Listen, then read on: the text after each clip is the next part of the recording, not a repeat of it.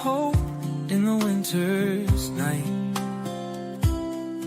but my heart still aches for those who fight for freedom's flame in the darkest light. True freedom fighters, the Mavericks we praise, blazing their trails through shadowy days. They stand unbroken, their courage shines for every soul, for all mankind. All I want for Christmas is freedom, for every maverick to lead the way. Goodwill toward men, let the light begin, and a brighter dawn for a brand new day. Break the chains of tyranny, let the world hear our rights are from a higher place, so clear. All I want this Christmas, my cheer, is freedom for all, far and near. The battle's not over, the war still calls against those who build oppression's walls.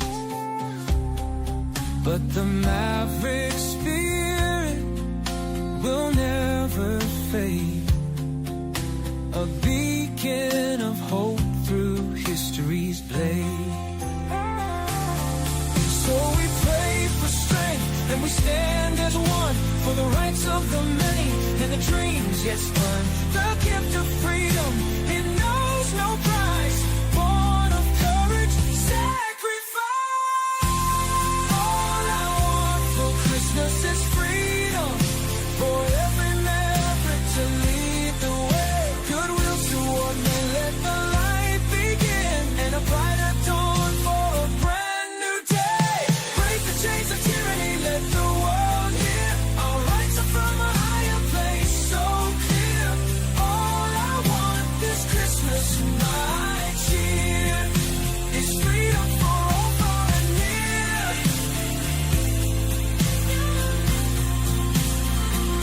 Let's honor the brave, the fearless, the true, the mavericks who dare to break through. Their fight's our fight, their cause divine. Freedom for all, for your heart and mind. All I want for Christmas is freedom, for every maverick to light the way. Goodwill toward men, let the peace begin, and a brighter world for us to stay. Stand against dictators, let justice ring, our rights from above, the anthem we sing. All I want for Christmas this year is freedom for all, far and near.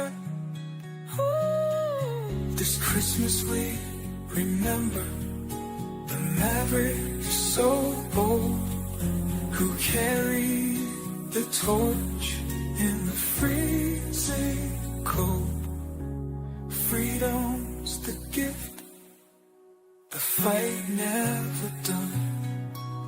This Christmas we pray it's for everyone.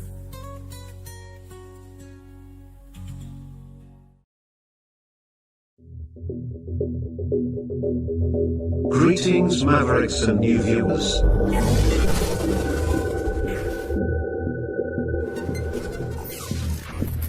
Tonight, direct and live from the Maverick News Network World Studios. This is Maverick News with Rick Walker.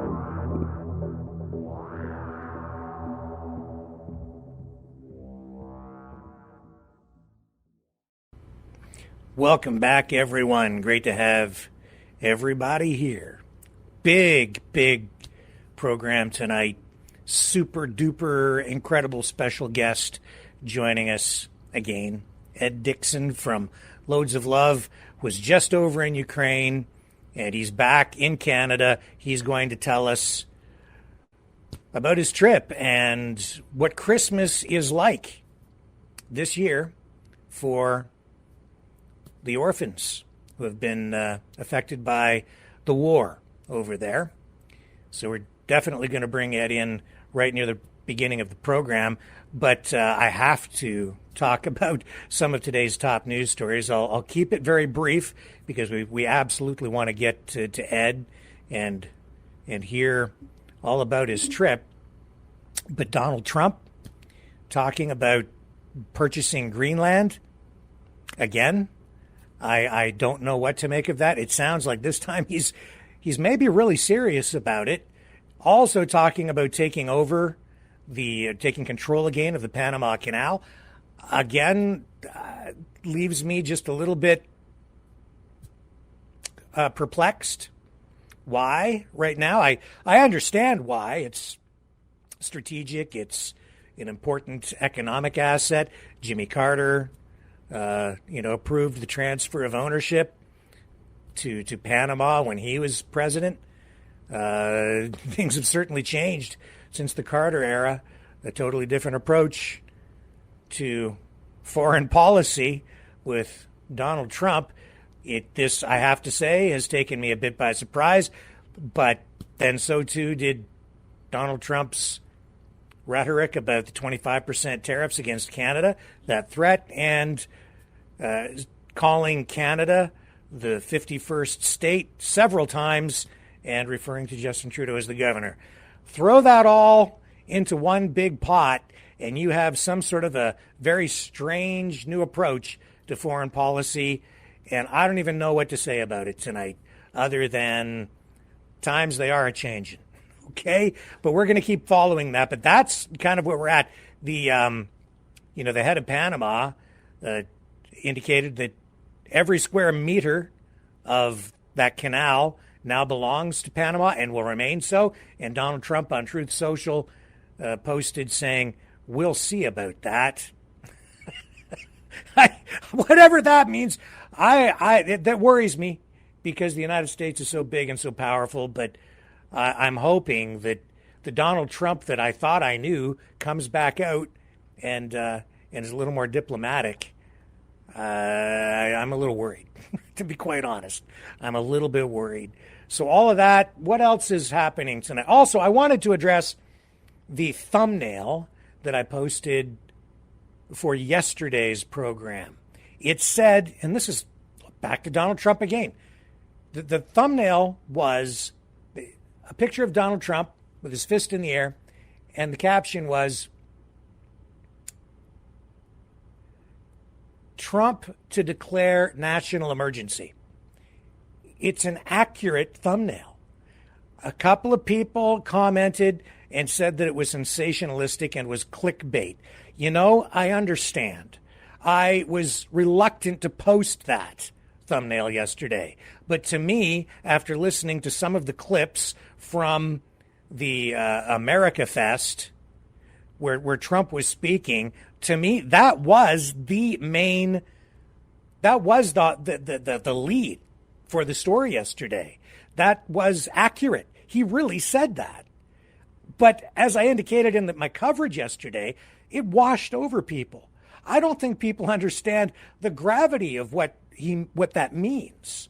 I did explain it in the program, but I think it's still just washing over people. Nobody's picking up on how important that is. If he declares a national emergency through executive order, even if it's just a national energy emergency, we're talking about giving him broad sweeping powers to do a wide range of things, compelling companies to produce certain goods and services, suspending property rights, expropriating land to push through pipelines, doing end runs around environmental regulations in order to push through drilling projects. Now, some of that might actually be a positive thing. Some people might be cheering for that. I totally get it, because a lot of this will stimulate the economy. And maybe we do need a national energy emergency declared, because it's a security issue. Energy independence is good for the United States, but there are all these other issues that surround that as well. And as I indicated yesterday, this is no doubt going to lead to pushback, litigation, all kinds of even constitutional challenges, very likely. The ramifications from declaring a national emergency are broad and even unpredictable. It goes beyond what I can even imagine.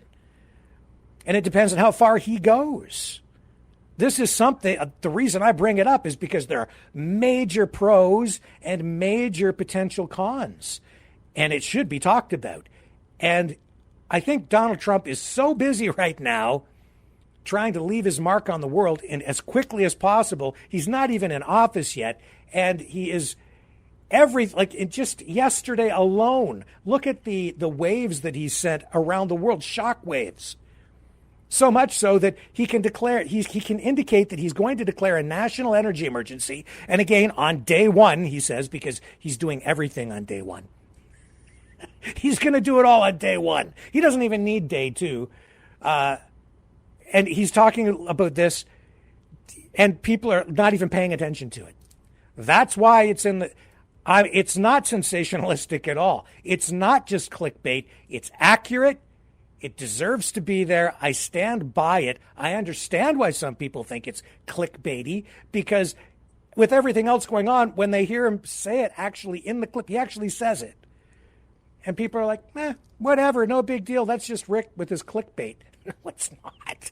It's really, really, really serious. But so too is the situation in Ukraine, and you know, regardless of where you're at on the issue of support for Ukraine, this program tonight, folks. It's about the kids, the orphans, and Ed is going to join us in just a moment on the other side of this.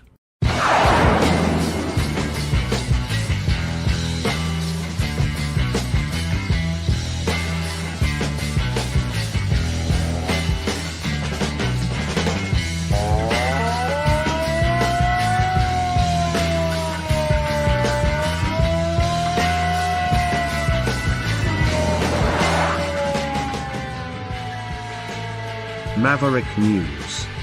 Fighting for freedom. And I doubly stand by that thumbnail and the headline for yesterday's program because, hey, today Nissan and Honda announced they are merging because of increasing competition from companies like Chinese startups like BYD. Oh, and Mitsubishi is talking about joining that merger as well. They will form the third largest auto company in the world when they do this. They basically made it official today. And all that happening while Trump yesterday is saying that he's going to suspend the EV mandates that, the Biden administration has been pushing. And that's also what's been going on up here. Billions and billions and billions and billions and billions of dollars invested in the electrification of the auto industry. And he's going to turn it all upside down, tap the brakes, pause a lot of this, or will he? Because he has Elon Musk, who spent $272 million basically promoting and buying the election for Donald Trump. And what company is he with? Tesla, the industry leader in EVs. All this while Trump is saying he's going to suspend the EV mandate. We'll see. We'll see how much influence Musk has, where this ends up. It'll be a mix. It's going to come down somewhere in the middle. But major stuff. And all of that is related to the national energy emergency that he's going to call, because it's all about oil, electric vehicles, the auto industry, the upcoming USMCA renegotiations, the 25% tariffs across the board. It's not clickbait. It's not sensationalistic at all. Let's hope and pray and cross our fingers that Trump does the right thing. And Ed, I hope he does the right thing in Ukraine too. But everybody, I can't tell what he's going to do. I don't know if he's coming or going. He's got us all guessing. Welcome back to the program. Thank you very much, Rick. I can't tell you really how much I enjoy being on your program. Every time, it's like, seriously, I just get excited because I know what you guys stand for. I know, you're right or wrong or up or down. Like, we're focused on freedom. And I love that. I love your consistency, and just an honor to be here on this program. No, it's a privilege and an honor for me to have you on the program. The work you're doing with loads of love, and just the work you're doing as an individual, just absolutely amazing, and I'm so excited to hear about what you've been doing over in Ukraine, because I know you were Yeah. just there visiting and helping out. So Yeah. when did you go, first of all? So yeah, I was there pretty well the whole month of November, and phenomenal time. I'm just always amazed at the resilience of the Ukrainian people and how they can get by on 75% of their energy knocked out. Well, that's okay. We got little batteries in our apartments. you know, uh, People in Canada would be laying on the street dead, I think. Yeah. They Yeah. just continue on. I often say, if there is ever a worldwide economic like blowout disaster, like some people are predicting, I always say, well, I'll just go to Ukraine, because for There you them go. it'll be nothing. Like, big deal. Another one. Yes, that's right. Yeah, and it's true. I mean, the sacrifices the people are making there, the conditions they have to live under. I can't imagine it. Hey, tough times make you tough. That's just the bottom line. It really, and soft people come out of prosperity, generally. And so, yeah, not that you want to have tough times just for that purpose, but Right. it's the reality. They're creating some very tough people. Yes. So what was the overall purpose of your visit? You went over to help the kids there again, I guess. Yeah, we're helping the children there, but we're also delivering food, mainly, like about 2 weeks worth of groceries to families. We've been doing this since the start of the war. And you know me, I'm not like a big political guy, but I just look at what's happening with the average person in Ukraine and think, hey, we can do something to help. And so we've evacuated over 10,000 people from war zones there. We've delivered groceries like that to over 250,000 families now. 250,000 now? 250,000 families since the start of the war. And if someone would have told me at the beginning of the war that we would deliver groceries to 10,000 families, I would say, how on earth are we going to do that? And here we are. Really blows me away how much Canadians have been helping, how much we've been able to do. And really, somebody asked me, they were talking about Christmas miracles, like, what's the greatest miracle you've ever seen in Ukraine? I said, I think the fact that we've been doing this, like all this work since the war started, and we've never lost a dollar, Rick. Like, I mean, in Ukraine, like that's the biggest miracle to me. Just that, we're working with people that we really trust. I was there visiting them all. These are guys I've known for, over 20 years, and guys, like your best friends that you would trust with your life, those kind of guys. And very fortunate to be working with those kind of people. And so I was traveling around with them. The one day we got into Kramatorsk, if you remember. That was where early on in the war, there was a missile hit right in the train station, and people were just blown up there. And so we were in that area. The war zone is about 7-8 kilometers, I think, something like that, or maybe a bit more. Anyway, we were visiting families all along the front line there. And boy, sometimes just loud explosions. It seemed to me that they were very close by, but they, the people would say, oh no, it's this far away or whatever. They're kind of used to it. And we would tell them, like, sometimes we're with, say mothers and children in those areas, and we'll say, we can help you to get out. And first of all, they're kind of like, well, what's going to happen with our house? What's going to happen with our land? And I remember one lady telling me, like, our house has stories. Like, every corner of our house tells stories about our lives. How can we just leave? And so it's tough, man. I tell you, the real deal. But fortunately, we're able to get some of them out, and they'll agree to come with us, and they'll believe us that we actually will help them. And I would say one really interesting note that when I was there in November, I got there literally the day after the election in the States. And so the whole time I was there, I just sensed this growing optimism in Ukraine, among Ukrainians, that it's possible there could be some kind of a agreement soon. Like, and it's not that they absolutely expected, Donald Trump to do something right away or anything, but there was a growing optimism, and I think that in itself is very powerful, because, as you know, like I was trained in economics, so like if the majority of people in a country believe that the economy is going to improve, it will improve. Like it will have a high tendency to improve just because of that. Or if a huge majority of people think that the economy is going to tank, like their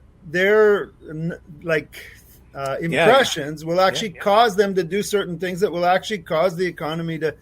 And so I'm hoping, I felt very hopeful that maybe there is some kind of optimism growing all around, and that in itself, it's the first time since the beginning of the war that I've ever felt that kind of optimism within Ukraine. Of course, they're very concerned. Like for example, they think if there's a ceasefire, it's just going to allow Russia enough time to build up enough, to take a major step again. So they're, of course, very interested in guarantees, things like that. That's why you hear that on the, from Ukraine that they want those kinds of guarantees. But still, even the fact that the average Ukrainian is starting to, we kind of get tired, like fatigue. Yeah. Because you can fight, and that, even the freedom fighters, like you're fighting, and boy, sometimes you just get tired, and you wonder if you're really, making a difference. I guess that's what the average Ukrainian feels.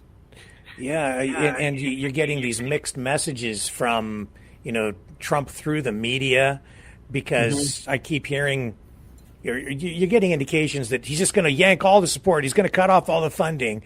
But then I saw reports out of Europe just yesterday and the day before saying that no, there are sources inside the Trump incoming Trump administration saying that the support's going to continue. And of course that has to be said anyway. He's not going to go into negotiations, right? Letting Russia, telling them, oh no, we're just going to cut off all the support anyway, right? That's not going to happen. Yeah. And I, you and I have been around politics enough to know that generally, when opposition parties will criticize everything that the existing party does, and then once they get in, they'll say, what are you going to do? Well, we're going to do the same thing, but we're going to do it a little bit differently. That's right. We're going to do it better, because then reality comes around and it slaps you in the face, right? Right. Yeah. Right.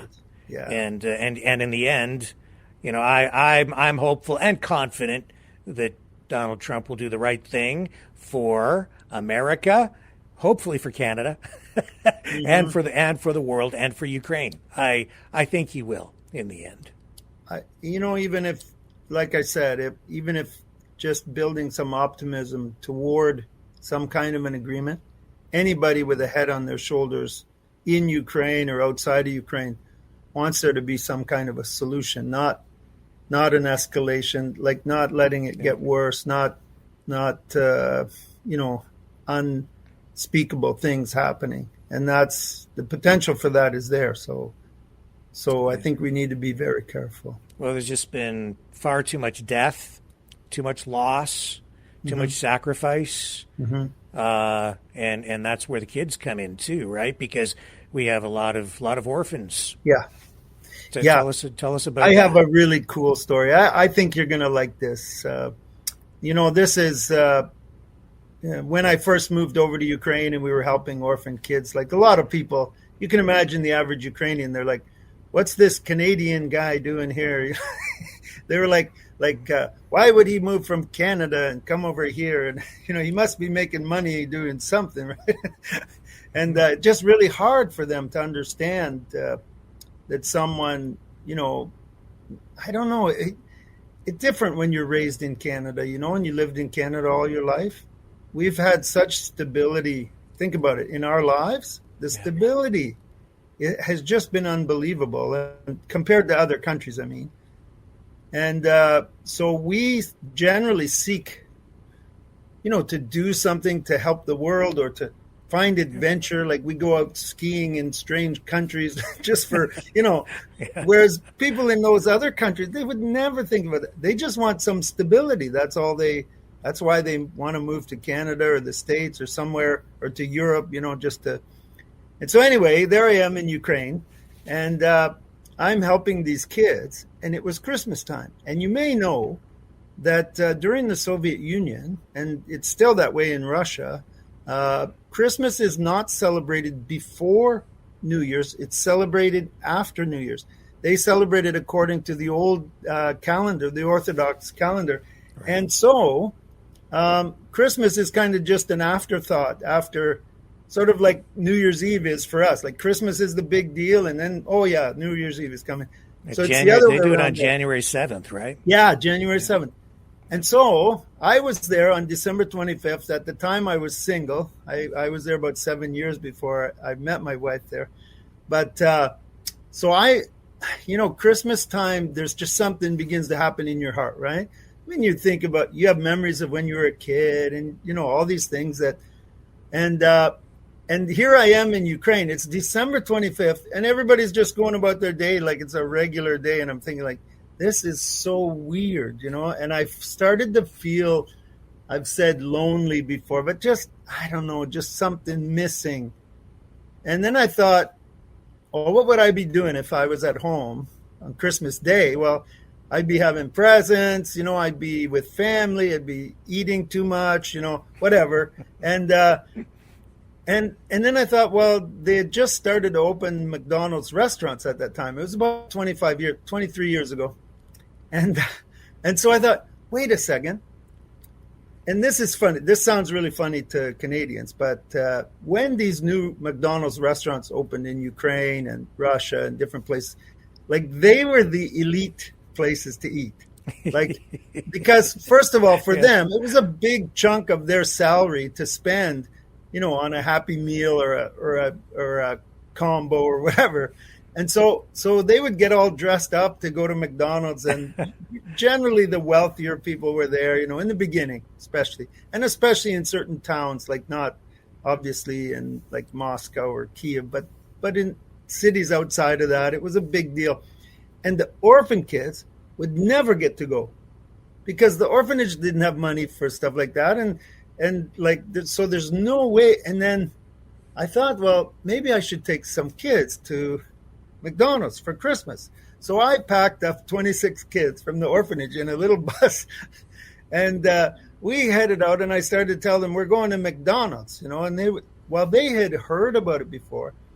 And when they got there, Rick, I'm telling you, these kids, they're like shaking in their seats. They're so excited to be at McDonald's, and you're kind of like, hey, calm down. It's not such a big deal. It's not a huge big deal, but they were just like, it was, and I realized that I had suddenly struck on a winner, like this was, it was just absolute, the excitement of these kids. And then I realized, Rick, everything we said to them that day, they were going to remember for at least a year, maybe longer, because they would remember that day and that excitement and that. So we had a chance to talk to them, and we would, we not really getting religious with the kids, but in a way, if you think about it, these children were abandoned by their parents, most of them at birth. And for different reasons, their parents didn't want them, or they felt they couldn't deal with their disabilities or different things like that. So, and that's understandable, but I knew that these kids knew that they had a mom and dad out there somewhere that didn't want them. And imagine what that does to a child, just that feeling, right? So we would tell them, like, we would do like a play about the birth of Jesus, why we celebrate his birthday still after 2024 years or whatever. And And then we would say, you did not come to this earth from your parents. And they'd look at us and we would say, you came through your parents from God. Call it what you want, a higher, whatever, but you came with a purpose. If he sent you here, he has a purpose for your life. That means there's something in you to be discovered that could make a big difference. And, we saw these kids, I could go on and on and on. Like we, just in the Paris Olympics, we had 2 children in the Paralympic Games from the first orphanage that I worked at that won medals there, one in swimming and one in discus, and just like phenomenal kids, like that are doing great things now, known, well in Ukraine as heroes there for what they're doing. Anyway, so I knew I'd hit something. So I started to tell people, this is where it gets really crazy. So I started to tell people in Canada, we could bless like a child in Ukraine with a Happy Meal, with a trip to McDonald's, with a full presentation, like a great, like our workers, Rick, they do a phenomenal job. And so we would have like a full setup with a manger and the whole bed and all these people in their costumes and everything right inside the McDonald's restaurant. And McDonald's, they just loved it. Like they would actually reserve part of the restaurant. Like you can't reserve McDonald's, like it's impossible. But we pulled it off, and there we could reserve half of the restaurant just to bring in the kids and do this play there, and they just loved it. And our workers did such a phenomenal job. They'd have be talking about, okay, then this is going, and then they said, and then these 3 guys came from the east, and Yeah. so in walks, it'd be hilarious. In walks Donald Duck, Daffy and Mickey Mouse come walking in, and they're like, no, not those 3. And then they'd go out, and then the real wise men, like it was just amazing people, like doing just phenomenal stuff. And anyway, so I told people, I'm getting off track. I told people for $10 per child, we could take them to the McDonald's. We can do this play. We can do a craft, like have a really amazing craft for them to do, and pay for their transportation back and forth, and give them vitamins, like desperately needed vitamins, because we're always trying to get vitamins to these kids. And I would often say to make up for the McDonald's meal, Yeah, right. But we would give them, and we'd do that for $10 Canadian per child. Wow. And Rick, I was not ready for the flood of people that started. So about 23 years now, we've been somewhere between 2.5 to 5,000 children sponsored every Christmas.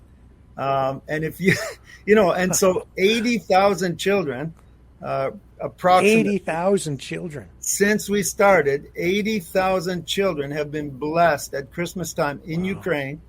And it just gone beyond our wildest dreams. And so you can imagine we got kids going in and out. Next group comes in, they go out, and we're doing it at multiple different restaurants across the country. And of course, now the war is on. So when the war started, like the McDonald's, most of them just shut down completely. And remarkably, within about 6 months after the war started, most of the McDonald's started opening up again. And the majority, other than, I think, most of the areas we're working in, other than Kharkiv, the McDonald's are open. But if there's a siren, like a bomb siren, they shut down. And so we can't go into the restaurants because it just, with the logistics of everything. So we go to the drive-thru and order 75 Happy Meals. Oh, my. You don't want that guy in front of you in line, but they're ready for us. We call them usually the day before and tell them we're going to be coming and kind of park on the side and go in. But being able to do this, deliver these meals to these kids, the excitement, it's really hard to describe. But many times now we're actually delivering Happy Meals right into the bomb shelters, where the kids are under the schools. Because when the sirens go off, they got to go down into these shelters and study there. So many times we're doing the celebrations right inside the bomb shelters. I see. But So- it's been Are just, these pictures from your most recent trip?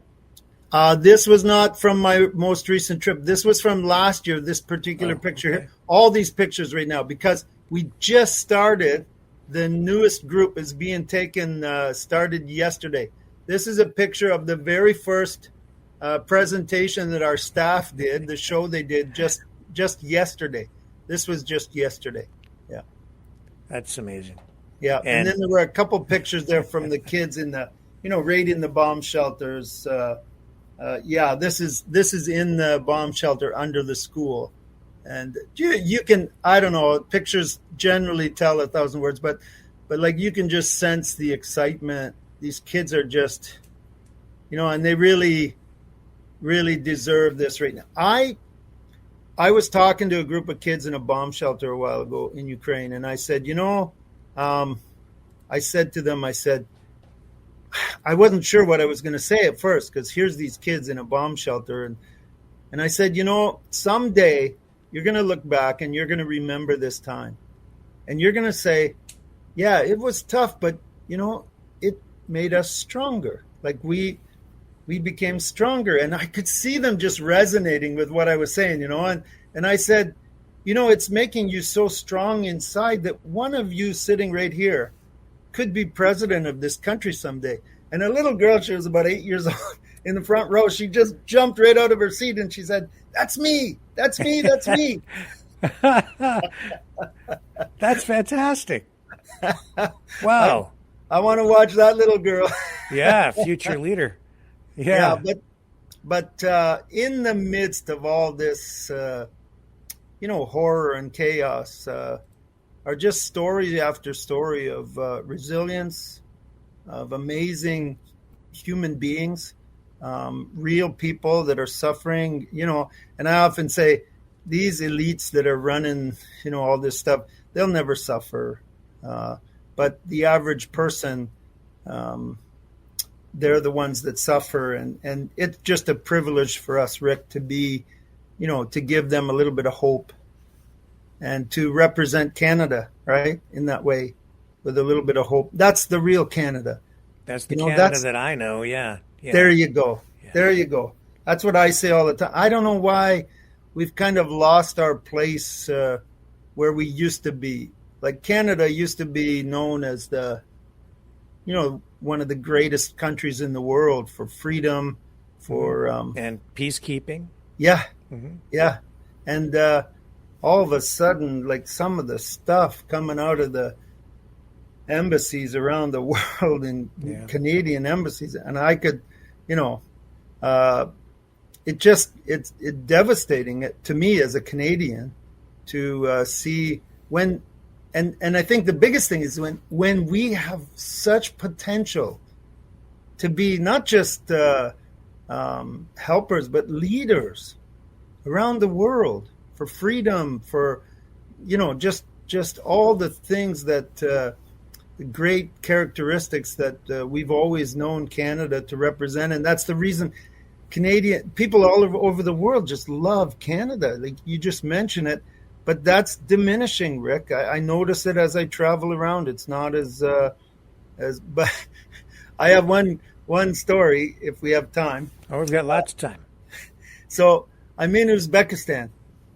And if you know Uzbekistan at all, it's a great country, but they all drive similar cars. They all they used to have, this guy was like a dictator after the Soviet Union fell there, and really controlled the population. And I remember I was hopping in a taxi one day, and I hopped in, and of course my hair used to be pretty long and blonde, and I hopped in the car, and the guy looks at me, and of course he could tell right away that I wasn't an Uzbek, right? So he says to me, where are you from? And I said, I'm from Canada. And he goes, from Canada? I said, yeah. Then he's driving, taxi driver. He says, if I was the president of Uzbekistan, I would go to war against Canada. And I'm sitting there and I'm like, you usually get a really positive response from people, and I said, Yeah. You would go to war against Canada? He said, yeah, I'd go to war against Canada and then I'd surrender and we'd all be Canadians.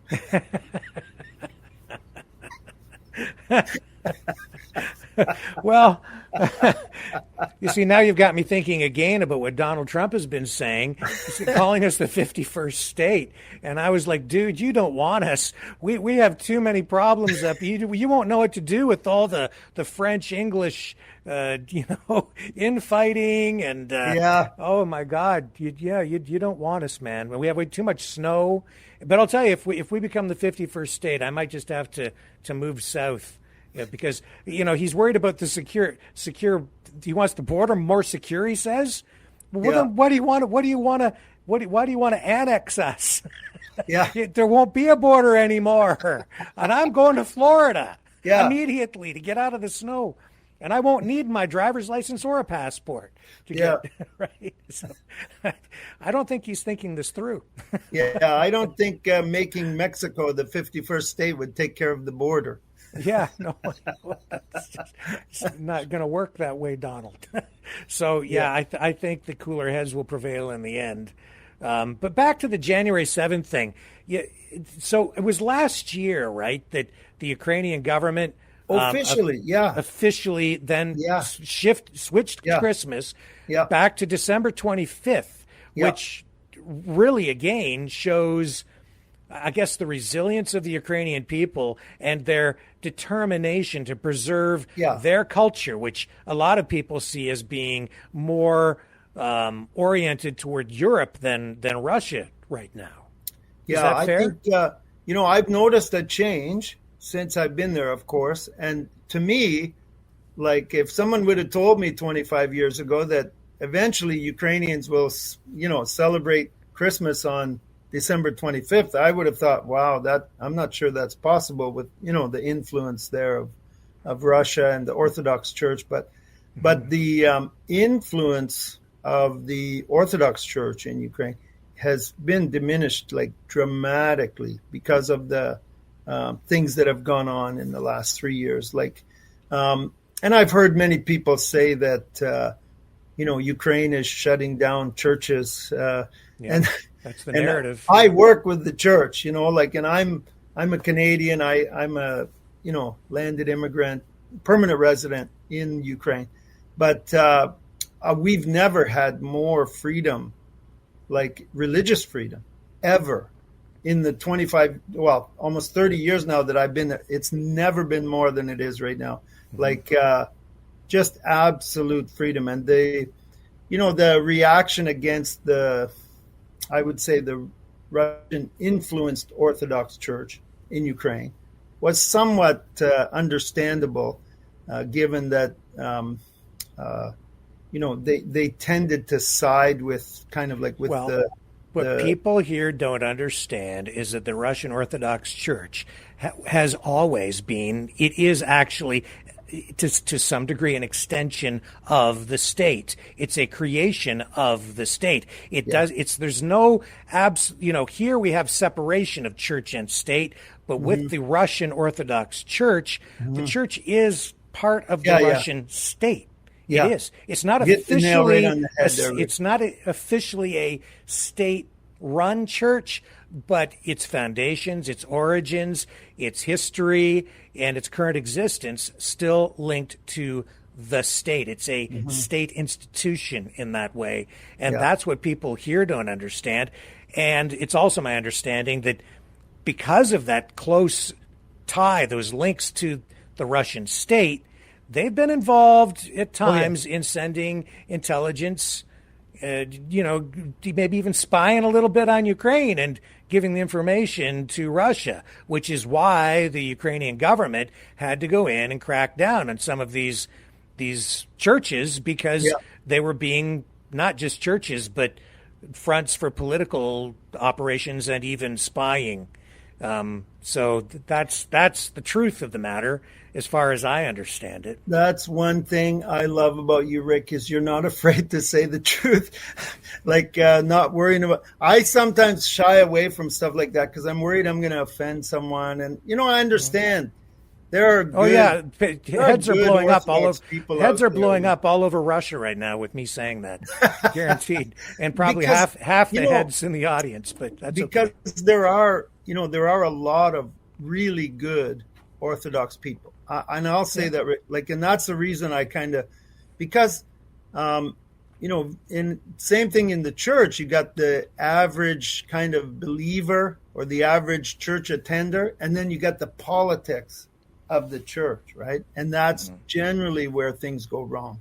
Just like it, in our lives, these things that go wrong at the political level, but yet if you could get back somehow to just, even in the Orthodox Church, I think the greatest thing that could ever happen in this whole situation is if there was a genuine, and I'm talking like genuine revival in the Orthodox Church, to take it away from being a political instrument and into a genuine faith where people focus on, their personal feelings, their personal faith, their personal relationships through that. And if they focused on that, we'd find out that there are very few things that are really, really different about us. Just like, when you find out that actually we have a lot more in common than we thought, and rather than focusing on those little differences, but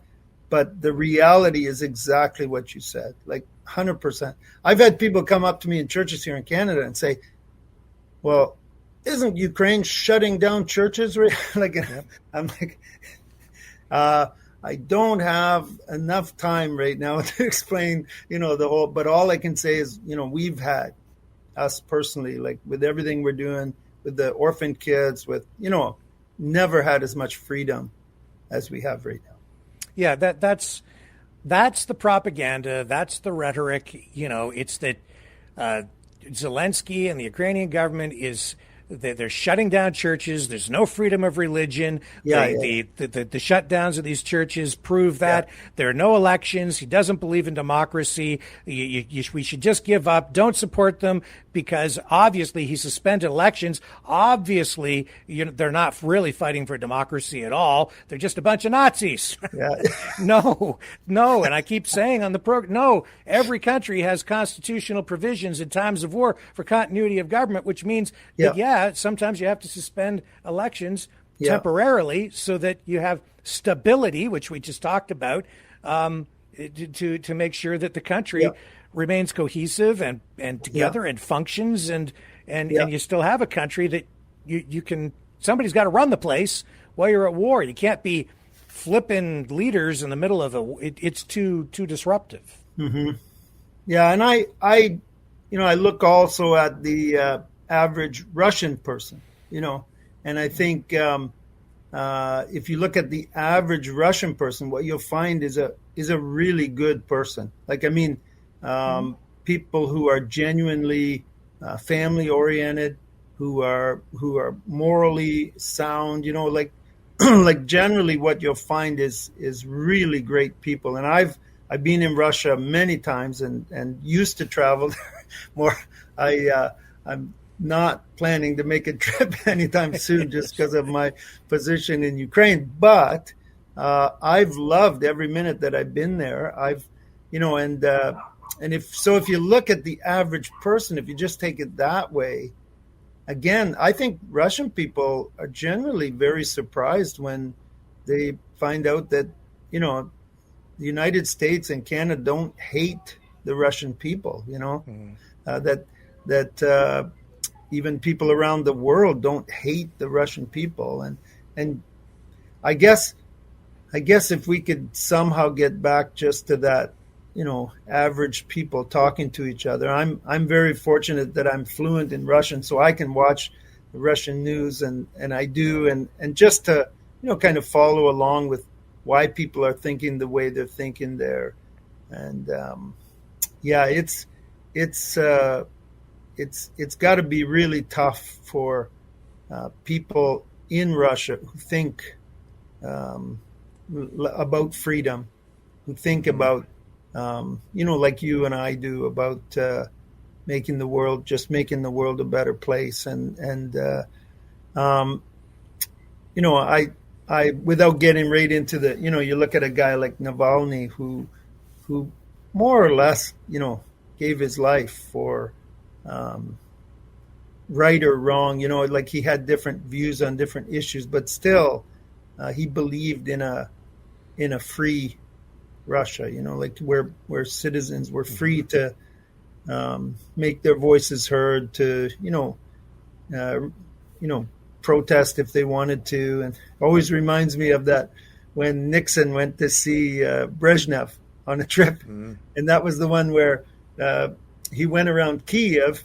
They brought him into the airport. They pretty well built that airport outside of Kiev for him, and then he came in.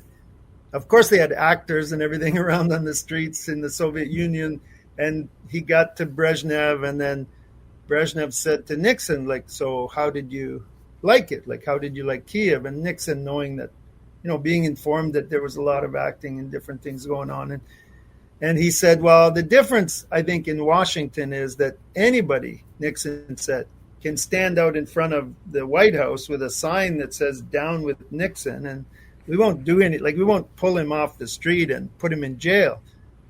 And Brezhnev said, well, it's the same here. And Nixon says, really? And he says, yeah, anybody can stand out in front of my house with a sign that says "Down with Nixon." We won't do anything. Yeah, I've heard that. In that humor is a lot of truth. Yeah. Yeah. Oh, well, times haven't changed that much, actually. As far as I can see, the people keep saying that today's Russia is not the Soviet Union, but in my opinion, as I view everything going on, I don't know. History seems to be rhyming in many ways right now, and I'm very concerned about that. Yeah, the rise of dictators, basically. I think that's what you had happening before the Second World War, right? There was and I don't know. It seems interesting to me. Like, my grandparents were Mennonites. They were born in that part of Ukraine, which during the 1920s there was a war going on right there, and the atrocities that they went through, and they were able to get out and make their way to Canada in 1925 from Ukraine, and most of the Mennonites who are in Ontario, all over the place, their grandparents came from that area in 1925, and here we are, exactly 100 years later, and once again, Ukrainians are flooding out of Ukraine because of a war going on right there, and right where my grandparents were born. Like, I'm telling you, the little town, it's called Malachansk in Ukraine. There's war, like, it's right on the front line right now. And so you talk about history repeating itself.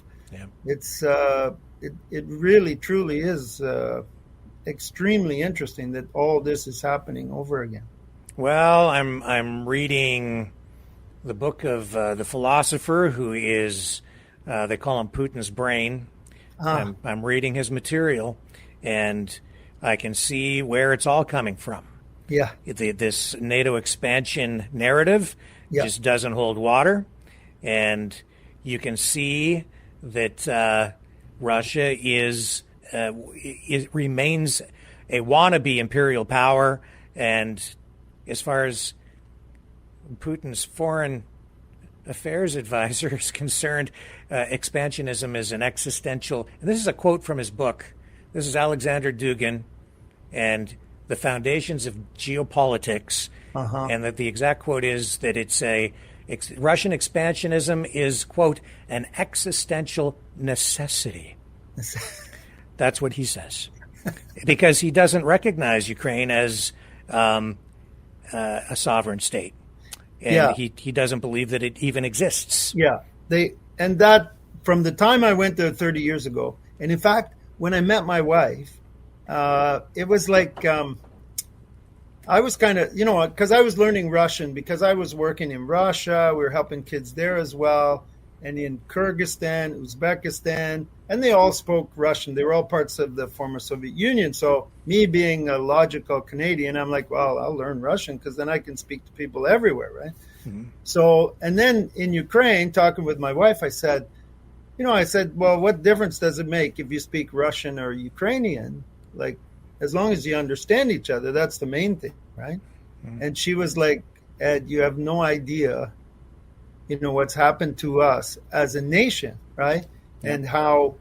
And then I began to learn how Russia had, kind of always told the Ukrainians that the Ukrainian language wasn't a real language, that it was we would call it like a hillbilly language. It was just, if you lived in a poor village and up in the hills, and you weren't educated, then you would speak Ukrainian, right?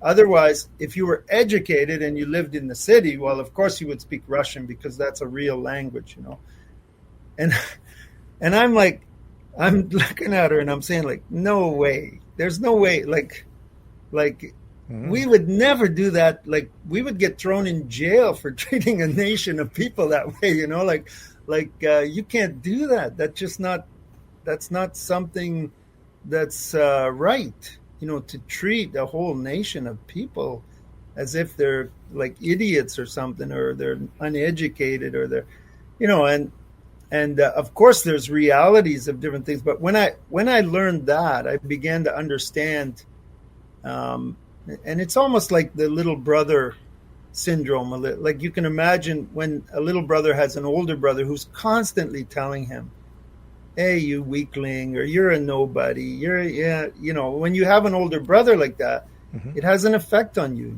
It really does. And it took me some time to educate myself and realize and understand that the Ukrainian people really are fighting for their very existence, not just mm-hmm. for the physical boundary lines, but for the existence of their actual culture.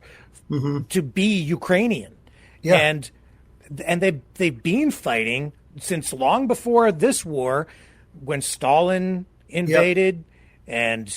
And he engaged in what you would call the Russification of the Ukrainian population, trying to basically wipe out Ukrainian culture, moving Russian-speaking people into the country. Mm-hmm. That's where you get all the people up in the Donbass now who, a lot of Russian-speaking population up there. All this stuff is, back in history. You have this mixed culture, Russian, Ukrainian, but Ukrainians are, they're a distinct culture, just like in Canada, the Francophone communities are very distinct, right? And they have a right to exist as well. Yeah. So that's what this is about, really, for them. This is an existential threat to them. Big time. I was with some Ukrainians. What was it? Saturday. Yeah, when Usyk was fighting the heavyweight championship against Tyson Fury from England. And so he beat him last time, and now Fury was back, saying he was back with a Fury, and he was going to take out the Ukrainian Usyk.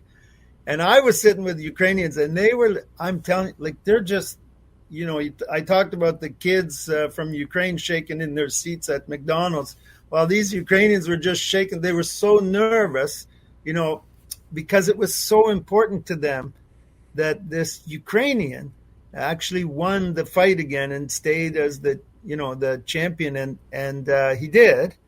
And then, I don't know if you saw, but at the end of the fight, he actually stood up and he had the original saber from Mazeppa, the hetman, who was like I guess it's probably, I get the year wrong, but maybe about 400 years ago, he was the head of the Ukrainian nation that was at that time fighting against Russian control, and then ended up joining together with I think it was the Swedes at that time or something like that, and fighting for many years against Russian control, and then lost. Both Sweden and Ukraine lost. I believe it was in the Battle of Poltava, something like that. So you're absolutely right. They've been fighting for centuries and centuries. Yeah. And in recent times, Soviet Union, Yeah. well, first, and Germany, Yeah. Nazi Germany, Yeah. Soviet Union. Now Yeah. Russia's back in there. And the Soviet Union was not a beacon of freedom. No. And clearly, Russia today is not a beacon of freedom because of his actions. You can see that. And obviously taking Crimea and the Donbass, not enough of a buffer zone. Got to have it all. But we don't really want it all. We don't want it, but we're still in there invading. Yeah. But we don't want it all. I'm sorry. I'm going to call it like it is. It's a lie. Yeah. Okay. He's lying. Yeah. Yeah. One thing I've always noticed in I'll call it the Slavic people tend to a little bit, like when they have a leader, if they have a strong leader or a very charismatic leader, they tend to lift that person up. Rick, it happens even in the churches, I've noticed. Like if they have a pastor who's very charismatic and very strong, they tend to lift him up because they want to show the whole world how powerful their leader is, And so in Russia, what you're seeing is that, like, when Putin's strong and he's tough and he's like, they want to lift him up and see how powerful our leader is. And then I always say to them, well, we're a little bit different than that in Canada. Yeah. I say, if our leader gets a little bit powerful, we're like, I think that guy needs to be brought down to size to realize who he really is, Yeah. And we just don't have, like, and I guess maybe we've had freedom long enough to realize that we can do much better without a dictator, and we can do much better with less government than with more. Yeah. Yes, thank you for saying that. Thank you. I'm because I am concerned when I'm listening to people right now. They're being bombarded with so much propaganda, so much information warfare that their heads are turned inside out. They're upside down, and I'm hearing the Russian narrative being regurgitated to the point where people actually have lost faith, trust, even love for their own country. They just don't anymore. And this is a big problem here as far as I can tell. I understand why. I do get it.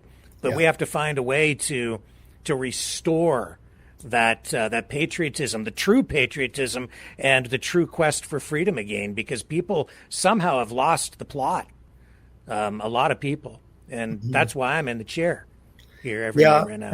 And I really respect that, Rick, because for some reason in when you get toward the area that the Soviet Union went, that other countries have gone with very strong leaders, all of a sudden debate disappears, and the ability to just freely talk like we're talking right now, and there's nothing better than that kind of debate for freedom, right? Like to be able to say what you're thinking, to be able to not fear that somebody tomorrow is going to come to my house and take me off and during the night to a prison somewhere because I said something, and that's reality for a lot of people in the world. And that's reality, certainly in some of the areas that we've been talking about tonight, and so you kind of start to feel a little bit sorry almost for, people who aren't able to do that, who can't say. And I remember even before, when I was in Russia before before everything started back in even in the 90s and that, like often I'd be walking along, and the person that was with me, that we're walking in, they'd say, "Oh, don't speak in English here," And I'm like, why not? Like, and they just had this concern that someone was listening or someone might hear something or and I'm thinking, like, we're not trying to overthrow the government or anything. Like, why would we be afraid about what we said or what, but very much a reality. When, for example, in Russia right now, if you say certain things, you will go to prison. You can't criticize the military. Yeah. Yeah, there's certain. For a while, I don't know if it's still the case, but I don't think you were allowed to call their special military operation a war. Yeah. That was a crime. Yeah. You're not allowed to show any damage from attacks. Yeah. That's illegal. So there are a lot of things. So there's no free speech there. Yeah, and the difference is, I mean, I'm in Ukraine, and I have different views sometimes, even than the government there has, or than Zelensky has, let's say, or someone else has. But I am extremely free to say whatever I want, and to say that publicly, even here now. If I were traveling to Russia, I would have to be very concerned about possibly some of the things I would say, like online and that's just, and I think, like I said, I watch Russian news, and and I know people who live there, and I think there is a general feeling in Russia that some of these protests, and like what you've seen in Georgia, people protesting, and what you saw in Belarus after the one election, when, big part of the country felt that the election wasn't honest, and they came out in droves. And in Ukraine, the revolution, the Orange Revolution, the Maidan Revolution, and I was fortunate enough to be there in both of those, and I think many people in Russia felt like they don't want that because they feel that would lead to instability, and it links right back into what I was talking about before, how when you've had stability all your life in your country, you don't seek stability. But when you've had instability, most of the people who are alive in Russia today, they went through the 80s and the 90s and just horrible times of massive instability and very, very tough lives that, economically, everything. And what Putin brought is this stability. At least there was some stability to the country where you wouldn't have, or if there was some kind of huge protest, he would just shut it down. And a lot of people just crave stability, but at a price. Yeah, and the price is their freedom. Yeah. And this is a little bit off on the side road a bit, but I have to say that early in the conflict, a few years ago now, I was listening a lot to Professor John Mearsheimer, who also kind of echoes a lot of what Mr. Dugan says. And I was like, see, I don't want to get too complex with this. I want to try and simplify this a bit. I understood the argument, and I still understand the argument that NATO expansionism represents some sort of a threat to Russia, and that if you're a smaller nation state and you exist next to a superpower, be it the United States or Russia, that you can only do certain things, and you have to accept the reality, because Mearsheimer is a political realist, the reality that you're a little dog and you're living next door to a big dog, or maybe Godzilla, as he sometimes will equate it to. And so, but here's the thing. This is where I went wrong listening to him. He will say, and he says this over and over again, that Russia, he says the West and the United States doesn't see NATO expansionism as an existential threat to Russia. But Russia sees NATO expansionism, or says they see NATO expansionism as an existential threat. And then he says, and this is key, it doesn't matter what we think or what Ukraine thinks. It only matters what Russia thinks. And then I understood that, because it's like, yeah, I kind of get it because they're the big guy, and yeah, so yeah, we have to try to understand the Russians and be empathetic with that and empathize with them. Try to put ourselves in their shoes. That's a very Canadian thing to do, by Which the way, we're right? very good at. Yeah. But you know what? I should have clued in a long time ago. He's wrong. That's where he's wrong.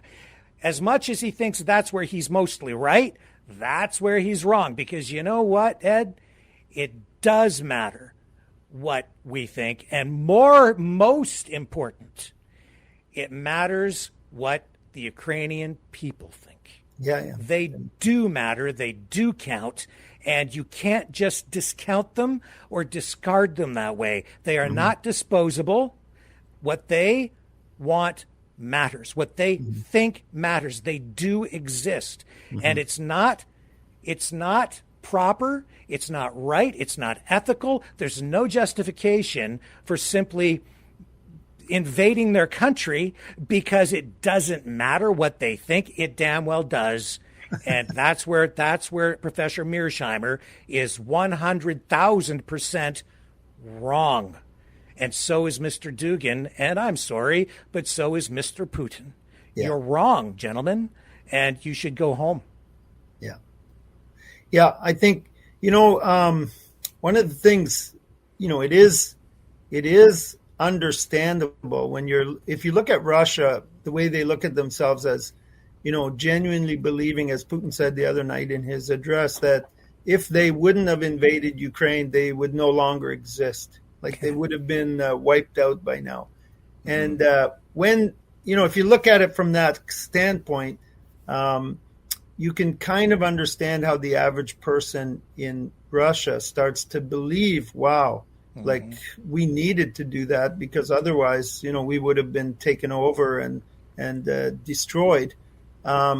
Where that idea comes from, I'm not exactly sure, other than sort of used as a tool for propaganda or something like that. Like you got to create an enemy. And I often say, like, we live right next to the United States.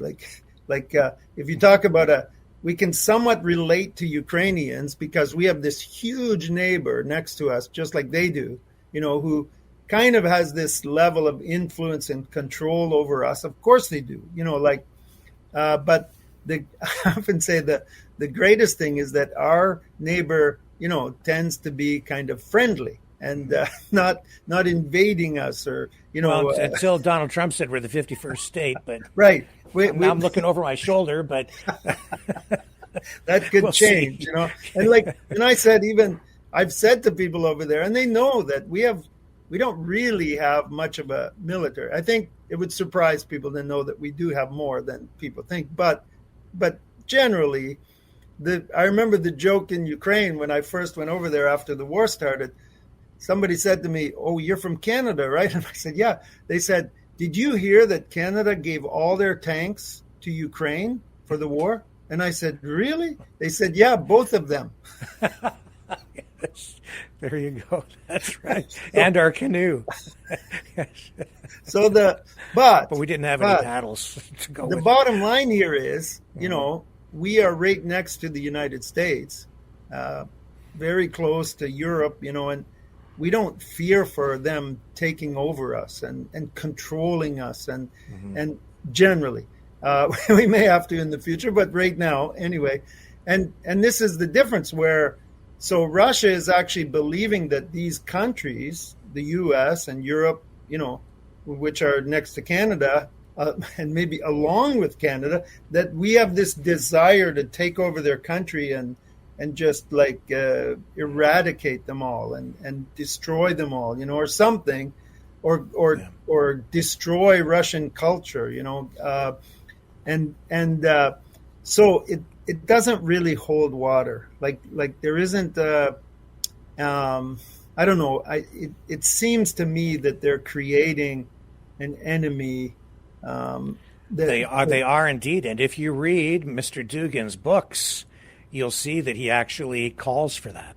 He sees Eurasianism or the expansion of. He's a neo-Eurasianist, and if you Read his books. He calls for the expansion of Russia to be the dominant geopolitical force in a new multipolar geopolitical reality where the new Eurasian bloc provides a counterbalance, an adversary to the West. Yeah, that's essentially it. And Russia has to expand to achieve its destiny. That's what it is. And that's what we're seeing going on. There were several of the Russian soldiers who were captured in Ukraine. I saw actually videos where they were asking the Russians, like, why are you here? Why are you doing this? And they said, well, if we didn't invade Ukraine, Ukraine was going to invade us. Yeah. And I. Yeah, they believe this. Yeah, they do. Yeah. As if Ukraine, before the war started, had any kind of even chance of doing anything like that. The interesting part is now, they're actually in Russia. That's right, and that's what I keep saying. Putin miscalculated. So poor. So he was so off base with this. He created the situation where Russia is now has Ukrainian troops inside its borders because he invaded Ukraine. Yeah, and Ukraine used to. I don't know. I haven't seen the exact figures, but I've seen some figures how the level of the Ukrainian army before the war, ranking internationally, was quite low. Yeah. And now that they've actually been at they've gone. I'm not sure exactly where but they've gone way up as one of the strong militaries in the world now. Oh yeah, it's very brilliant strategies, brilliant execution, very innovative, industrious. They're producing their own drones and all over the country.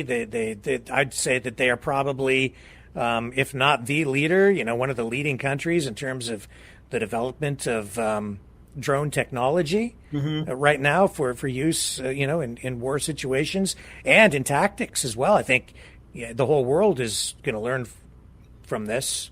I think it's almost like a David and Goliath type story because most people, myself included, I mean, when the war started, I was thinking, man, we got to help people right now because they're all going to die and Russia's just going to wipe them right out, completely. And I remember I got a call about the third day of the war from a Canadian officer in the military in Canada.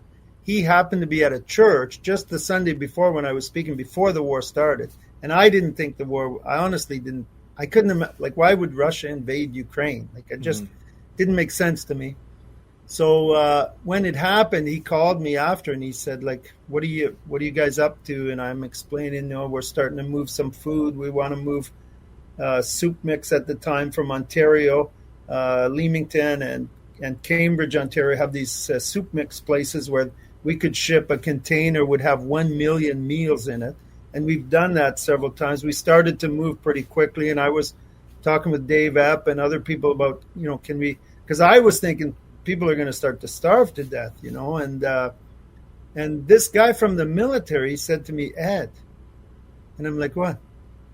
He said, are you thinking the war's going to last a few days? I said, I don't know. And he said at that time, he said, you need to start thinking years. And my heart, this was 3 days in, my heart dropped in my stomach because I'm thinking of all my friends and the people I know and everything. And I'm like, years? He said, absolutely, Ed, this is going to go on for years. And how he knew that, I guess there's people in the world that study military things and obviously know way more than I do about it, and he knew right away that this was going to be a multi-year thing. And so it really did help me actually, because we started to adjust our plans. What if this did go on for years? Maybe we shouldn't just spend every dollar we've received right away. Maybe we should be in it for the long haul too. And so, yeah, I I just am completely overwhelmed again by the resilience. Not even of, if not like the army, yeah, everything, but just the average Ukrainian person.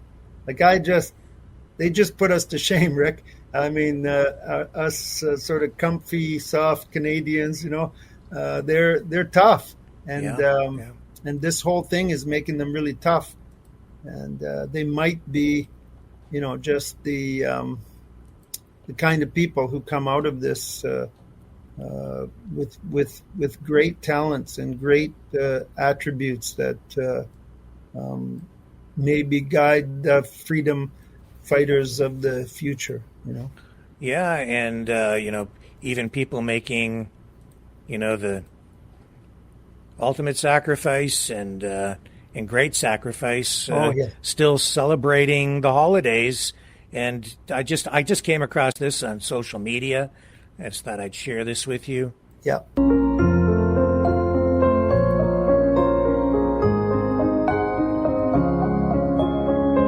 Yeah, that's just down the street in Ukraine, right? That's not a sign of resilience right there. And Yeah. I've met many of these guys. Like I mean, I was with a guy, lost both his legs, both his arms. He's in a hospital. He's getting all the prosthetic stuff.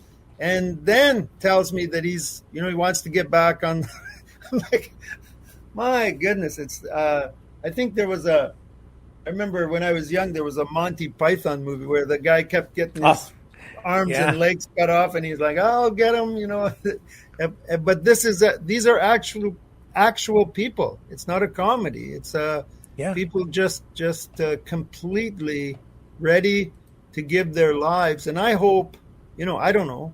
I hope that we would maybe driven to that point be, willing to give our lives for things that are important. I don't know that people here would or are. We've never here in Canada, and I guess for a lot of people in the States, we've never really had to deal with it here like that. And I don't think that it's a very real thing for people here. It's more like watching a movie on the internet, I think. And the coverage that we get as well is sort of like watching a sporting event. And I think that the gravity, the reality of it is lost on people here largely. Yeah. I guess the one thing I would say about that is that I noticed that it'll surprise you, Rick, when push comes to shove, how some people that you maybe thought wouldn't, that they would. And if it really came down to it, there's something inside of us, like a little spark that just can become a flame very fast. And it rises up in people. Not everybody, but the people that are, ready to give their lives. And I think it's a remarkable human trait that probably we've had for centuries and centuries that inside of us that just, and I've seen it in Ukraine. I've seen, and I was with one guy. He's probably the best guy we have as far as going out and helping people. And he's a big burly guy. He's got a gap in his front teeth. He's a happy guy. He just goes and goes and goes. And I keep telling him, man, you're going to have to rest sometime because, you're just going to burn out. And he said, Ed, you know what this war has taught me? I've got today. That's what I have. I have today.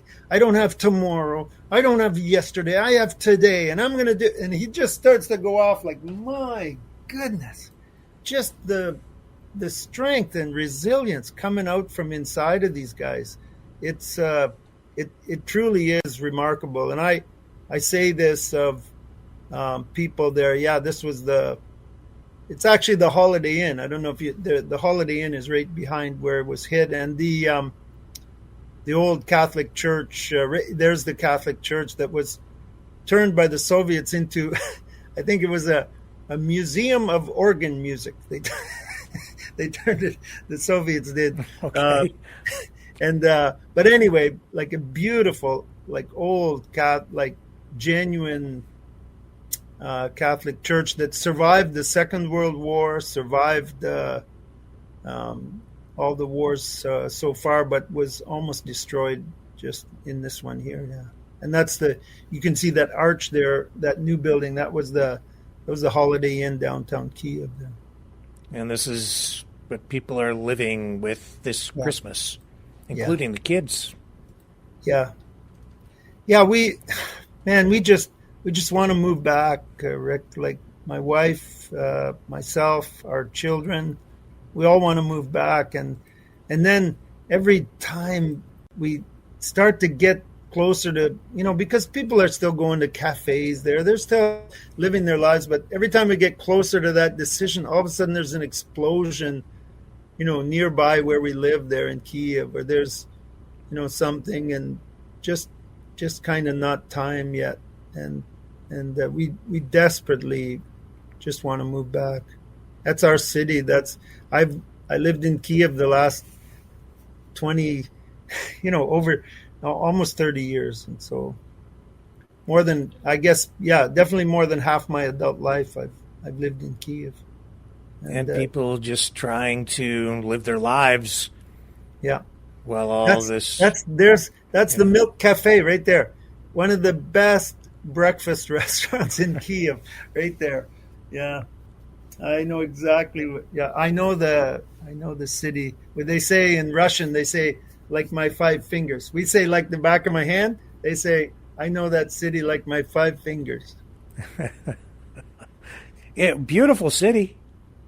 Oh, it really is. Yeah. Really is. It's we often call it a big village, because I can be walking along there almost any day and I bump into someone I meet, which is not really common, around the world. In a city of 4 million, you can't just bump into someone all the time. But I don't know, it just that kind of an atmosphere. Well, what's the weather there like right now? Because it's it must be getting very cold.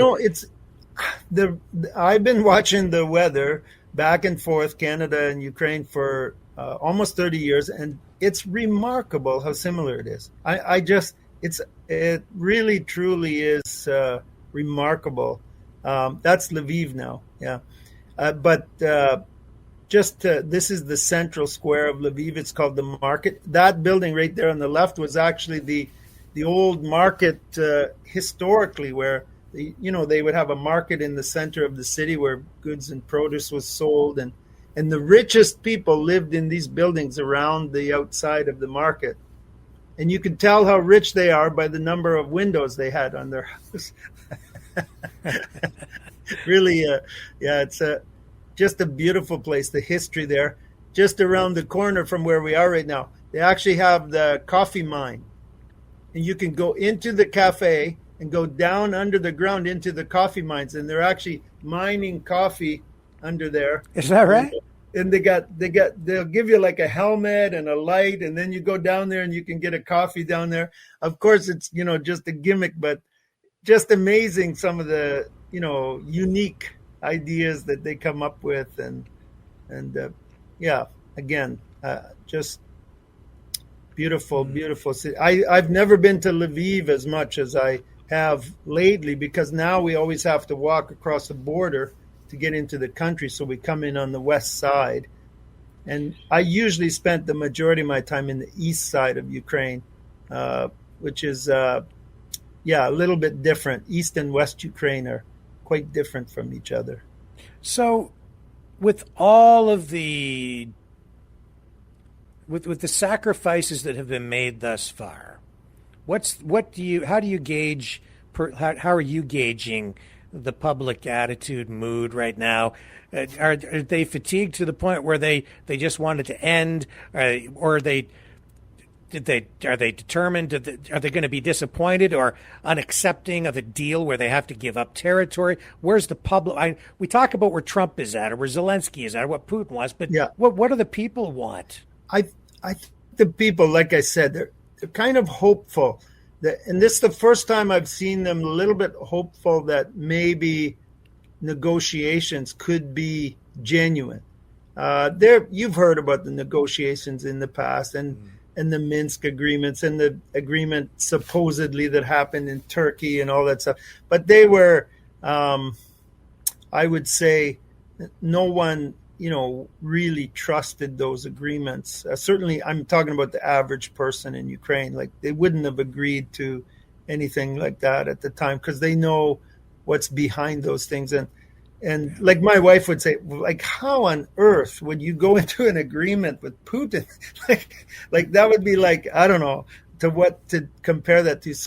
So in the beginning, they were very, very staunch that they did not want an agreement. And now suddenly they're hopeful. And this is where war, Rick, I grew up in Canada, right? So I've never been in a country, like living in a country and working in a country where there's an active war going on. And now I have been. And I found out that war is much different than I thought. Mm-hmm. I thought war was more like more like a dam breaking that just floods the entire nation. And what I found out is that that's not the way war works. It's more like I kind of, maybe not the best comparison, but it's almost like a dripping faucet. It just keeps dripping and it doesn't stop. And I think people in Ukraine are just, number one, they're getting used to the dripping faucet. But sometimes, every once in a while, the drips get bigger or they get smaller or they, but it just never stops. And that's the fatigue that starts to come in. And especially, most people that I know in Ukraine have lost someone, whether it's a cousin or a brother or a father. Like, most people that I know have already lost someone. And most of the, we're talking, I know guys who are bishops of churches, and they're afraid right now that they're going to be taken to the front line. And imagine a bishop of a church who spends his entire life trying to get people to love each other.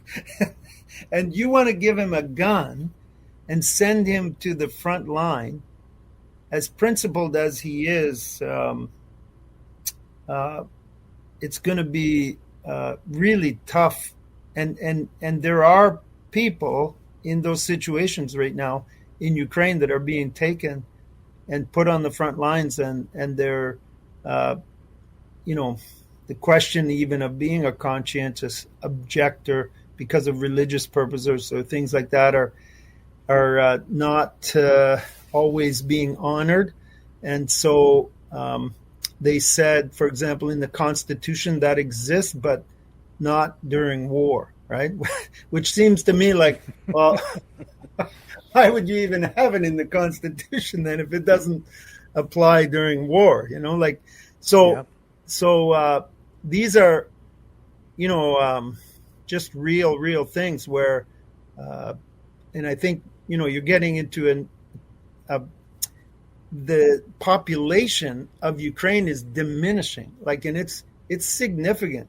I'm not sure exactly, again, of the numbers, but when I first went to Ukraine, there was about 42 million people there and about 29 million people in Canada. And now, 28 years later, there's about 42 million people in Canada and about 29 million, from what I've heard, left in Ukraine. So, you're getting men from a diminishing population. And that's why, Zelensky right now, they're trying to, some people anyway, are trying to get him to lower the conscription age, different things like that, because they're just running out of manpower. And they're faced with from what I've heard, they're faced with an enemy that's just like pummeling them with the soldiers.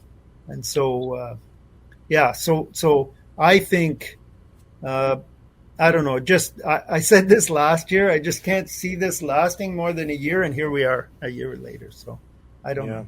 Yeah. that's what Ukraine has done, though, that's a little bit different than Russia, is they have a higher conscription age. So they're sending older men so that the younger guys maybe have a chance at a life and a future. Yeah. Someone said to me, Ed, you're a permanent resident. You should be careful. Like they could take you. And I'm like, oh, I'm already 63. So the age actually is, the limit is 60 on men. So, so I'm and I don't know. I want to believe that, I'd be, like I said before, I mean, we talk about this a lot now. I don't know if you've heard this, but we say, is that a hill I want to die on? When we talk about certain issues, like let's say a worker or a co-worker has a dispute with, is this a hill you want to die on? Like, is this that serious to you that you would give your life for this? And I think those are decisions that certainly Ukrainians and Russians too are taking right now. Is this a hill you want to die on?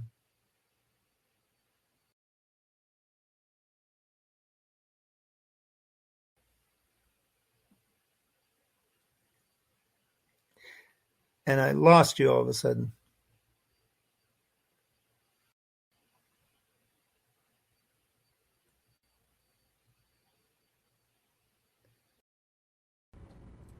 I'm back. You are. I hope we're still broadcasting. We had a little bit of a mishap there, folks. I think we're still running. We'll just keep on talking and pretend that we're on. Yeah. Okay. I kind of thought, I said, is this a hill you want to die on? And then suddenly... Yeah, then everything came to a close. So I hope we didn't cut the broadcast, but I think we should still be okay. Looks like it's still live on my thing here, yeah. Yeah, I guess. I don't know. I can check over here. I think we're okay. Okay. I think. Yeah, I think we're back. That's okay. Are we back, folks? Tell me in the chat. I think we are. So, yeah. Okay, well, we'll say we're back. Yeah, we're back. I can see the numbers. Okay. Viewers on there again. Okay, so we're good. Good. All right. Yeah, actually, what the reason we went like that is I clicked on the wrong thing, and I knocked us off because I was queuing up something to show people, and this was on Sky News, talking about people leaving the country, families being torn apart. This is on Sky News, and they reunited a family. I thought maybe just run a little clip of this. Oh, wow. Happy Christmas to you guys. Just remind us, you guys moved over here a couple of years ago? Yes, in April 2022. Yeah. And have been settled here now as a family since, yes. But away from your husband? Away from the husband, yeah, but we still manage to keep and stay connected thanks to social media, yeah, so we connect via messengers, having FaceTime every day and celebrating our special days like Christmas together, like having meals together. He's there, we are here. Yeah. And when was the last time you saw your dad in person? So I'd say summertime. Yeah, summertime, but you obviously stay in touch on camera and on the screen quite a lot. Well, we can't obviously put you in touch in person, but we're delighted that we can put you in touch again on screen, on a big screen, probably bigger than you have at home. And Sergey, I think you can join us now. Good morning to you and Merry Christmas. You can guys turn around and have a look. How are you doing out there? Well, not bad at all, thank you. It's Monday. It's Monday, and it must be so tough this time of year, more than any other time of year, to be away from your family.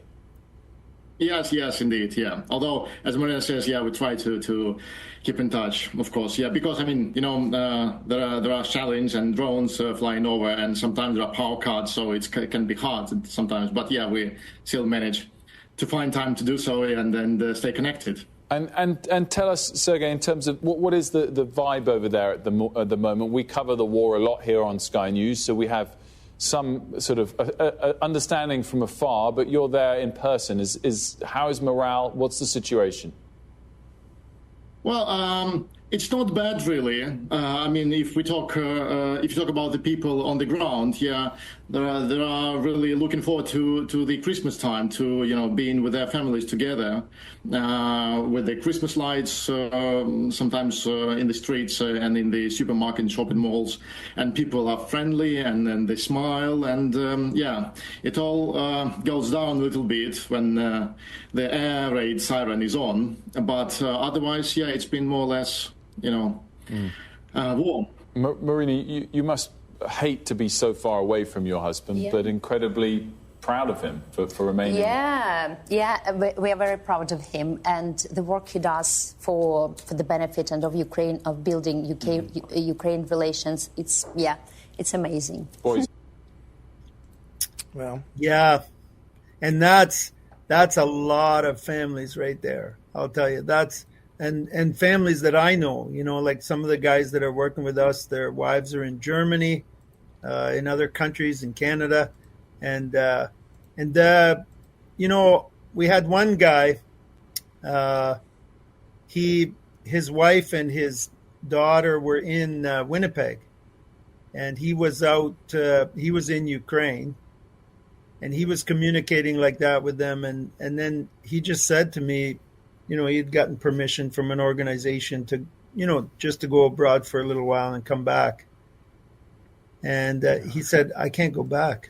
Like, I just can't go back to Ukraine. Like, I can't live without my wife and my family. Like, it's just too much. Like, and I understood him, like I go to Ukraine every other month and I'm there. I can usually last really well, without my family for about 3 weeks, and I just start to feel like I'm missing something. Like it's just, I'll be all of a sudden I'll hear a song and I'll start to get kind of melancholy. I miss my family, and then you think about these guys, years they haven't seen their wives and their children, I tell you, like people that are in the military that go away for 6 months, 8 months, 9 months, stuff like that. And you see videos of them coming back and seeing their family, and it's tough. And again, it's like I said before, it's making these people very tough. Like they're really tough. Yeah, it'll have an incredible impact on the young people, on the kids, and. I came across this other video. This is with scouts, which maybe, people here can relate to this a little bit more because we have scouts here, guides as well, right? And I just happened to see it. I thought maybe we run this as well because these kids, these scouts are, in this video, and they're bringing what they call the piece of light. Here, and they're thanking these kids are thanking us essentially for helping them as they seek freedom and peace with this light.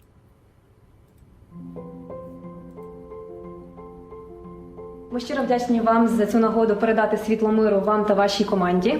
Наразі слово «мир» є не тільки важливим для усіх нас, воно є дуже важливим для усіх інших країн. Дякуємо всім нашим захисникам, всім нашим лікарям та всім нашим рятувальникам, а також всім нашим героям. Ми будемо робити разом з вами все можливе, щоб вистояли ми, щоб змогли жити вони. Будемо робити і робимо все, що від нас залежить. Дуже дякую тобі. Дякуємо вам всім. Також ми хотіли передати вам листа з Сполучених Штатів Америки від наших представників.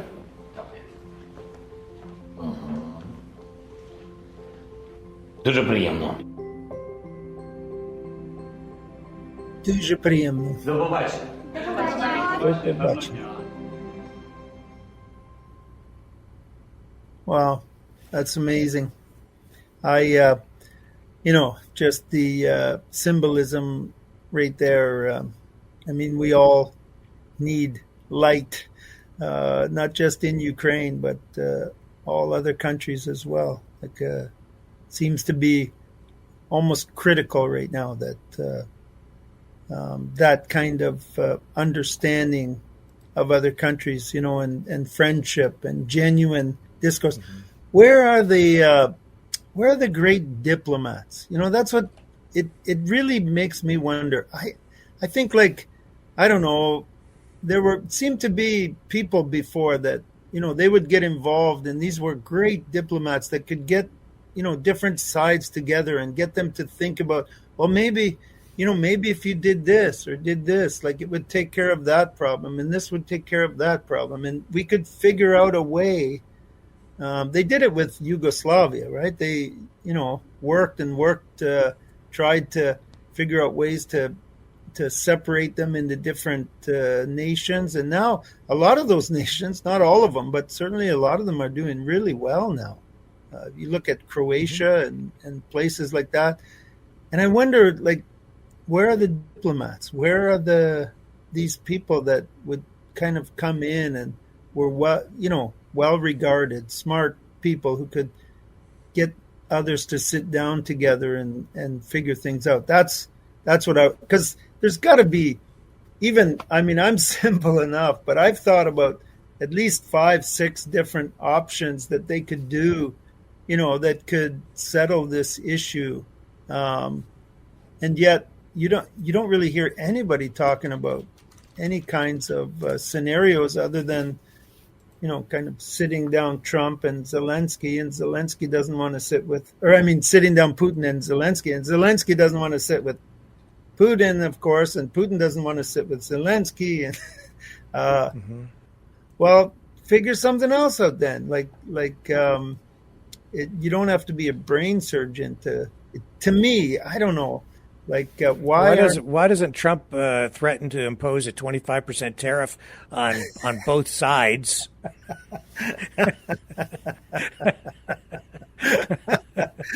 Yes. or like Greenland, he could just offer to buy both countries. I've often wondered, why we don't move everybody in the Gaza Strip to, a little spot out in Northwest Territories. There you go. Yeah. The place is only 17 kilometers wide. It's not like a massive place. I don't know. Whatever you do, don't build a new canal, or Donald Trump will want to take that over too. He's got his sights set on something. I don't know where we're going, but maybe he is the great diplomat. Maybe all this craziness that we're seeing right now is just a prelude to something much better. Maybe that's what we need, is a little bit of craziness. And I actually heard Putin say on television that he's open to talking with Trump, and I've actually heard Zelensky say live that he believes that with Trump we could come much closer to some kind of genuine solution. And just that in itself, I think, has, and I know that Trump has already appointed different people, onto this issue who are, people from the military and others who are already, looking into it. And I can only hope, again, that this optimism that I felt in Ukraine is still going to be there when I go back soon, and that, hopefully something will happen. Certainly, Trump said before that he would settle this before, possibly. I think he said, I don't know if he said possibly, but certainly even before he took office. So he did say that. And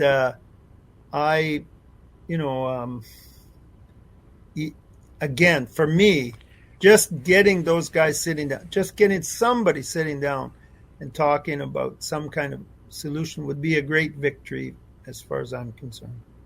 Yeah, well, I'm not quite as optimistic, because I see that Putin, Russia, it's not just about NATO expansionism. We're seeing it's all what's going on in Gaza is directly related to what's going on in Ukraine, the formation of these BRICS nations, and this is an affront to Western capitalism and the Western economic system. All of this stuff is tied together. We're in essentially a third world war right now. It's just a new kind of warfare, and so good luck to Donald Trump trying to bring what's going on in Ukraine to an end, because it's all connected. And what I see too, Ed, and maybe I'll just get you to comment on this, is like, I remember the fall of the Berlin Wall, and that gave everybody hope, and everybody was cheering at the time, right? And we thought, wow, this really is the end of the Cold War. This is we've won. Freedom has won. But here we are, and from what I see, I mean, I think there's irony or maybe even a direct message in the choice of the word BRICS, because it seems to me like some people are busy rebuilding walls right now to divide the world in two, whether it's the wall on, the U.S.-Mexico border or the BRICS economic wall, but especially this BRICS system. You talked about the elites. These are rich people pursuing their own interests. This is why it's so complex, and we're freedom is under assault as a result. I think if you look at, I remember once when they were asking Elon Musk, are you the richest? You're the richest man in the world, and he said, well. He was obviously referring to Putin when he said, I don't have armies at my disposal, and I don't control, an entire nation of people, and anything that I say just goes, right? And so, kind of paraphrasing, but basically what he was saying is that he's not that rich as some people in the world are, and in many cases, these are people that you and I don't even know, and they control massive amounts of resources. And we certainly saw, the funds that were given to Ukraine. Everybody was talking about the amount of money going to Ukraine, but even RFK Jr. said,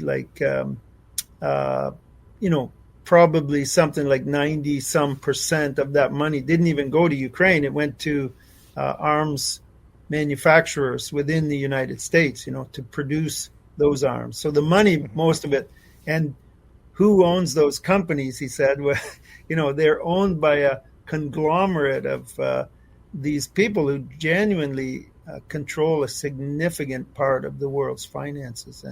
But RFK Jr. Tends to regurgitate a lot of Putin talking points, which is why I've said he has no business being anywhere near the White House. But, it is true that these big companies, that the money goes back. But that's why this argument that we can't afford to support Ukraine is bunk. Because what it's really doing is it's stimulating the economy. It's not costing us. The money that we lend Ukraine comes right back, goes into the U.S. and even Canadian economies, because we're sending them old arms and then we're manufacturing new arms to replace it with the money that they send back over to buy the old arms. That's what's really going on. And the big multinational corporations, the arms companies, they're corporations. Who owns those? You do. I do. Anybody with an investment does. Anybody with mutual funds, stocks, pension funds, those funds go into those companies. That's the reality of it. We all own them through the stock market and our investments. And a lot of people own shares and don't even realize it. Yeah, absolutely. And I was, the reason I was bringing that up was because, in fact, RFK Jr. was one of the guys before that who was saying, why are we sending so much money to Ukraine? And then all of a sudden he comes out and basically, you get this feeling anyway, I certainly do, that there are things going on, that are just hidden or behind the scenes or, all kinds of stuff. And not not this kind of, I don't mean like a conspiracy theory, but I mean just truth, The truth of the matter is that a guy like Musk could stand up and say, I'm not one of the wealthiest guys in the world. But here's the thing. He is now. He bought the presidency for $272 million.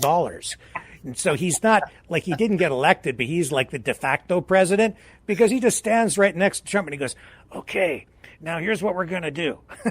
That's what he does. Sorry. I can't help it. And obviously you and I both know that Trump is the kind of person that's very impressed with people that have a lot of money. So, yes, he is. Yeah. And that's a big reason for that going on there. And I think, if you look at, just how these people with power try to hold on to power, and I think if it's kind of like I was in Ukraine, when I was working there, and I'm helping orphan children, and so I'm not a person with power. I met very often different people who had a lot of power, and power has a tendency to do things to people in all different situations, not only in that part of the world, but even here. When people get power, it's something that you really like. Like I was, when I was working, I worked for a little bit, I think I mentioned before, when Poroshenko was president. I was working with his wife, Marina, and we were working on the helping, to develop the programs in Ukraine for kids with special needs, right? So they had no special needs education. So what we have here in Canada, I think it's something like 98% of children with special needs in Canada go to school in some form, right? But in Ukraine, at the time I started working with her, it was 2% of the Ukrainian children that had special needs. And therefore, all these kids in the orphanages, all these kids that are, given by their parents at birth, because it'd be so hard to deal with that when they can't even go to school or anything. And there's no, wheelchair ramps or anything like that. So we were working on that. And while I was working with her and then another friend of mine in the president's administration, at one point I was given this little card that kind of showed that, I was a person working with the government. And I remember one time I thought, I'm not going to use this card. They do it in Ukraine. You'll see people, they'll show this card like, they're so-and-so or whatever. And I thought, well, I guess there was some emergency or something. And I remember one time I pulled around this corner where this policeman was, and I suddenly realized that he was on this corner because it was so confusing, and a lot of people were making a mistake, like not turning in exactly the right spot or something. And all of a sudden he stops me. They have these little magic wands, the policemen over there, and they can stop you. And so I pull over, and I thought, these guys, like they're just, like rather than fixing the situation, like fixing the corner so that it's more understandable, they find a place where they can sit and they can start pulling over. So I was a little bit upset about the situation. I pulled out this little badge. I said to my wife, where's that thing? And I pulled it out and I held it up to the policeman, and he just like looks at it and he reads it and he just saluted me like this, And I was like, because I'd never used anything like that before. And I'm like looking at him, and he didn't say a word. He just stood there like this, So I guess that means I can go, So I started to drive off, and I drove off. And after I got about 30 meters away from him, I look in my mirror to see what he's doing, and he was still standing there like this, And I'm telling you, Rick, there's something about power, like when you get it, it becomes kind of addictive. I like I said, I haven't really experienced it in my life in a big way, but I've seen people who get power and all of a sudden they really like it. It's something like almost like a drug, that they just want more of it and more of it. And I think that's a big part that drives, the political machine that we see, and the people that are doing certain things to stay in power. And that's a big part of it, and it's happening here in Canada. It's happening in the United States. It's happening all over the world. Like leaders are trying to cling to power, and like we said at the beginning of the show, there's more and more kind of dictators sort of rising up in different parts of the world that are being given enormous amounts of power. And historically, you don't have to go very far in history to find that when humongous amounts of power are given to one person, it usually doesn't end well. Mm-hmm. Yeah. Speaking of humongous amounts of power being concentrated, I've come to the conclusion that we in the West, in particular the United States, we are actually, people say we shouldn't be involved in these wars. But I'll say this tonight. I think it's our obligation to be involved. And here's why. After the Second World War, the United States was the sole nuclear power. Today, NATO, that power is shared through NATO, but the United States is still the dominant military power in the world. Over time, also, it has become the dominant economic power. In fact, over time, it has been the economy that has been the main tool and even weapon of Western countries in order to spread, if you want to talk about expansionism, the thing that the West is most guilty of is spreading prosperity. And it's that desire to join in prosperity that attracted people to the European Union, to the United States, and to the West. But because the United States is so powerful, it essentially, and because we don't want and can't have the proliferation of nuclear weapons, we need to limit that and have always tried to do that. That's why we are obligated to protect countries that seek to establish or preserve their freedom. That's why. Because they can't do it on their own, because they can't possess nuclear weapons, because they can't be superpowers. They're basically not allowed to. Ukraine is not allowed to be a superpower. They gave up their nuclear weapons in exchange for a guarantee that their borders would be respected, and they weren't. And that's why it's not just a question of whether we should or we shouldn't. We're obligated to be involved and defend them. We absolutely are, because we have the power, and because because with that position of leadership comes responsibility. Yeah. I get a lot of people, and I agree with you, Rick, 100%. But I get a lot of people that say, "Hey, why would we be helping these guys out there when we can't even get our own act in order here?" Even with the orphan kids, like, why are you helping orphan kids in Ukraine? Like, we have children with all kinds of problems here in Canada, I guess the genuine thing that you're seeing is more of a, kind of like, what would you call it? Nationalistic? Like we're just going to focus on our own nation and forget about the rest of the world, right? Like this kind of idea. And I saw it happen when Russia invaded Georgia. And I was in Ukraine, Russia invaded Georgia, and all of a sudden I noticed that the United States didn't do anything.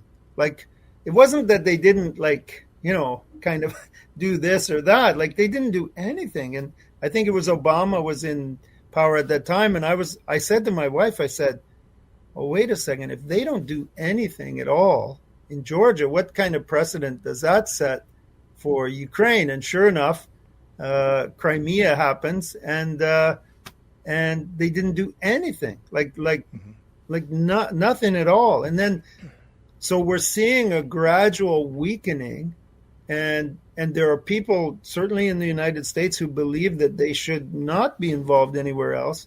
And if that gradual weakening starts to go across the board, what you're going to see is like just this I don't know, almost like just kind of mayhem, right? Like kind of like the idea, well, if you're stronger than your neighbor, just invade them. Like that's right, because nobody's going to stop you. Which really you have more power. So which is when you analyze what Professor Mearsheimer has been saying, and Professor Dugan and Jeffrey Sachs and all of these other pro-Russian pundits. Yeah. That's essentially what they're saying. Yeah. When Mearsheimer is saying it doesn't matter what we think or what the Ukrainians think, it only matters what Russia thinks. Right. That's translation. It only matters Right. what Russia thinks because they've got nukes and they've got a big military, and so we have to give up. No, I'm sorry, that's not acceptable. Yeah, and the United Nations was set up, for this kind of diplomacy and almost like a world, like policemen call it, right? In situations like this, to be able to set, and they've basically shown that they're like almost useless.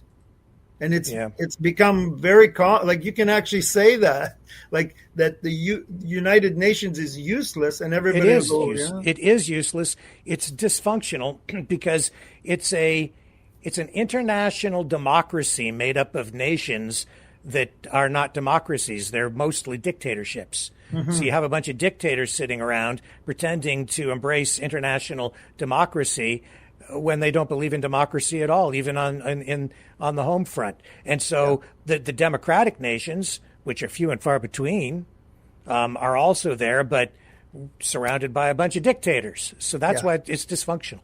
It doesn't work. Yeah. And so, you got genuinely, like let's be real, you got the United States, right, who have military strength like up here, right? Mm-hmm. And then if you compare that, like anybody who knows anything about military, I believe would tell you, Russia's somewhere, here, then China's somewhere here, but still the U.S. is mega times stronger than, certainly with just resources and military resources. So if they're suddenly, going to say, well, we're not going to be involved in these other places, and I don't know, you're just like basically saying to the rest of them, well, whether it's China or Russia or whoever, if you're stronger than your neighbor, just go. Like, we're not going to stop you. And if that's the new reality, then I think, if that's the new reality, then everybody here better get ready for a harsh new reality, because that's going to destroy our very way of life, because it's not going to stop in Ukraine, and BRICS is just the beginning, and that will signal the fall of the U.S. dollar as the world reserve currency, and it's a whole new ball game at that point. And some people, a lot of prominent people are saying that that's what's on the horizon. I hope not, because if that's the case, the world's a much worse place overall. It's not going to be. It's not going to be good for people. It certainly seems like not only is it on the horizon, it's just a matter of like how far, like how many years until that happens. Yeah. Can we delay it, 50 years, or is it going to happen in the next 10? I think that's the real question. And what does that mean for our children and our grandchildren? Well, I don't think that it has to happen that way. If people here, because you talked about this, you're trained in economics, and a lot of this is about confidence, trust in the system, and that comes back to even patriotism and whether people really want freedom. People in this community talk about freedom all the time. Well, freedom is being threatened right now. So what are we going to do about it? I'm sitting in the chair and I'm trying to restore it and fight for it, hopefully peacefully.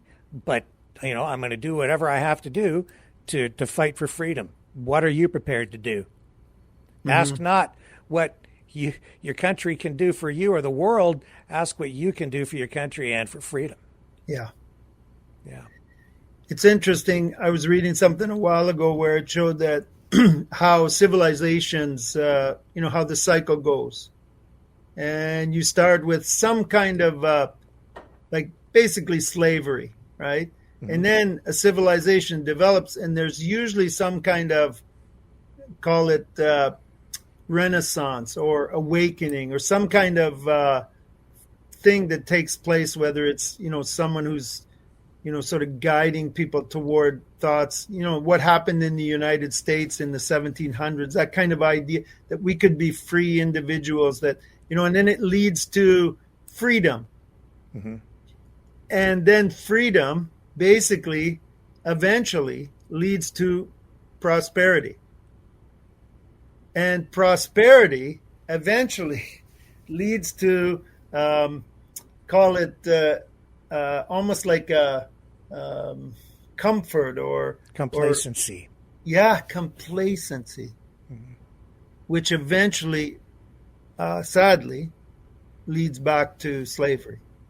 And the key in all of that, though, is that it doesn't have to go that way. It's not like it's something that has to happen. And obviously, it can, you can stay in prosperity if you go back to those things that brought about the freedom.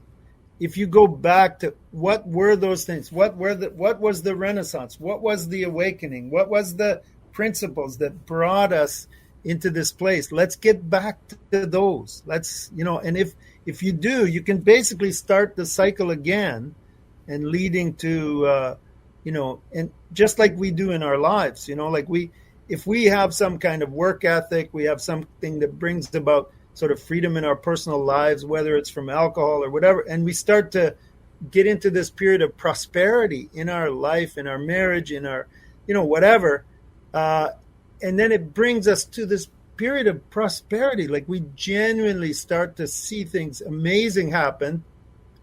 Well, then all of a sudden comfort, complacency, apathy, all these other things can start to creep in, but they don't have to. You can turn it around again. You can always go back to the, to the principles, the things that brought about the change in your life and recommit yourself. And so that's why I said right at the beginning, Rick, I'm honored always to be here with you because I know you guys, you are genuinely, saying, where is it, that we lost our way? What are the things that we started to compromise and become comfortable with and stopped focusing on the things that brought us this prosperity in the first place? Yeah. And people can make a difference by helping out at Loads of Love or donating. Tell people how they can get in touch if they want to donate, This is an amazing place. I just, I don't have a big amount. I'm the guy from Loads of Love who's working in Ukraine, right? But right there in Chatham, these are all my partners. This is my board of directors, Chairman Kevin Broadwood. These people are just amazing people. This secondhand store, we have 30 volunteers that are working at that store, and so that the store makes enough profit every month to pay all our administration. So when people make a donation, let's say $10 for that child in Ukraine, $10 goes to that child in Ukraine. And just phenomenal people running the store. We got a warehouse there. We just shipped out this week an entire container of coats and blankets and things to get people through the winter in Ukraine, and all, a whole bunch of these meals that are from Leamington, from the Gleaners organization. And just a phenomenal group of people. Always, you can go there. You'll find them always positive, always, It's true. focused on what can we do. And I love their slogan. It's like sharing God's love at home and around the world. So in other words, they're helping. They're the first place. Like if someone loses a home due to fire or something like that in Chatham, or some people need beds or they need furniture or different things like that, they're the place that they come to, Loads of Love, and they provide all the furniture, all the beds, everything that people need to get back on their feet. So they're helping in their own community, but also around the world. There they are loading. That's a container right there going to Ukraine, right there. Yeah. And it's not just Ukraine. You know, these guys, they ship stuff to all kinds of different countries. Liberia, to Zambia, to where else? To Ukraine, Cuba, and they're working in Cuba as well, and Nicaragua, and I could go on, and the places where they're working. Yeah. And what's the website address if they want to get in touch with the people there? loadsoflove.ca, or I also have a website sort of more focused on Ukraine, loadsoflove.org. So both of them will get you. But Loads of Love CA is the Chatham. Yeah. Loadsoflove.org is your other one for? That's mine, which focuses more on the work we're doing. Oh, okay. Well, I'm going to bring that up and just show people that too. This is loadsoflove.org. CA. Yeah, loadsoflove.org is mine. Yeah. Oh, I need to come over here to show you the other one. So this is loadsoflove.org. Right there. Put that up for you. There, I finally got it. Okay. Yeah, there you go. And there's McJoyful Christmas and me in Ukraine talking about taking the kids to McDonald's. Yeah. That's fantastic. Yeah. And then some of the other programs that we're doing on there. Yeah. Well, that's great, Ed. I'm so grateful for you being here tonight and sharing this with us, especially right now. It's a tough time of year for a lot of people, but especially for these families in Ukraine, and especially for these orphans who, have lost their families because of the war. Mm-hmm. And great work by you to help these kids out. I'm just so appreciative. And, we talk about the elites, the rich people, those people running the world, but it's honestly, it's people like you who make the biggest difference. And I've got one last little video I'm going to run here to kind of take us out of the program. It highlights the fall of the Berlin Wall. I hope it gives people hope and inspiration to continue the fight for freedom, and just to kind of take us out. Just some final thoughts about Christmas and why it's important to keep these kids in our hearts during the holidays. Over to you for a final thought.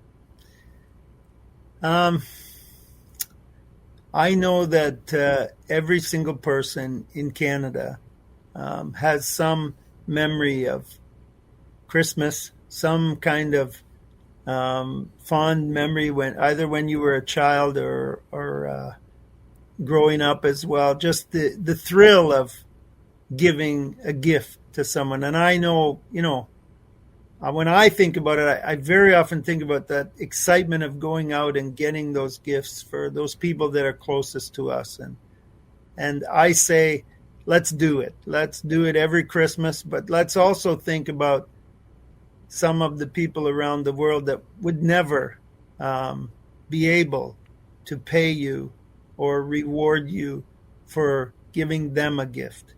And that makes it worth it. When we do something for someone who would never be able to pay us back, never be able to reward us or whatever for it, it just makes it all that much more special. So think about, maybe it's someone even in your own community, but maybe it's someone in Ukraine. They deserve our support. They deserve that little light of hope, and to realize that there is possibility to believe that there are people around the world who care enough about them in their situation. And I'm happy to be a representative for Canadians who just want to show that they care. We might not be able to completely change their lives, but we can give them a bit of hope. We can give them a bit of direction and be the Canada that we can be. Yeah. Ed Dickson, thank you so much. And folks, I will do my best to be here again with you tomorrow night, even though it's Christmas Eve. I'll try to do something tomorrow night at 7 p.m. And Merry Christmas to everybody. Pray for peace. Keep fighting for freedom. And keep the kids in mind as you watch this video again. Merry Christmas. Yeah, another brick in the wall. See you tomorrow night on the flip side.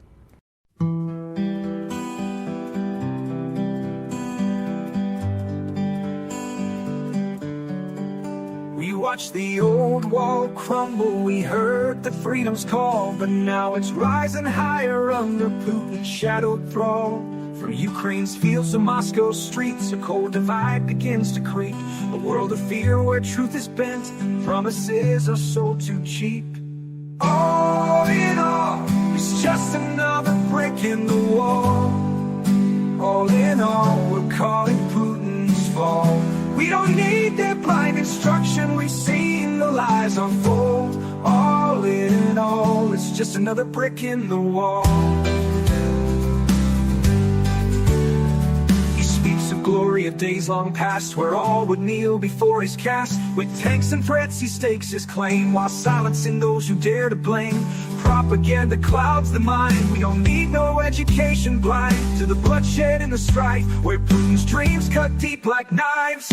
Can't you hear the children cry? Can't you see the tanks roll by? In Putin's world where truth is broken, we're just pawns in the lies unspoken. A wall of fear, a wall of light, where freedom fades into the night. We stand upon the edge once more as Cold War ghosts return to life.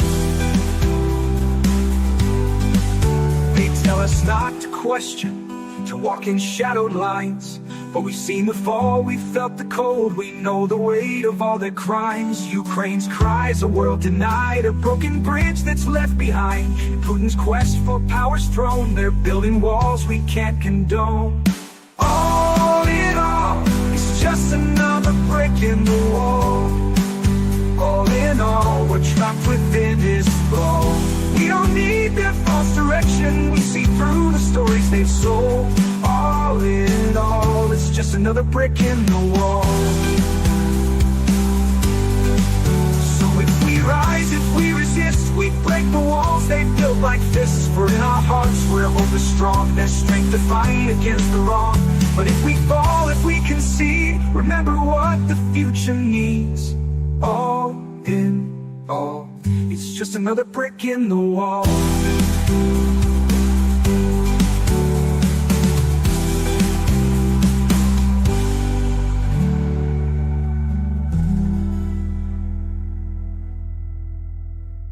So if we rise, if we resist, we break the walls they've built like fists. For in our hearts where hope is strong, there's strength to fight against the wrong. But if we fall, if we concede, remember what the future needs. All in all, it's just another brick in the wall.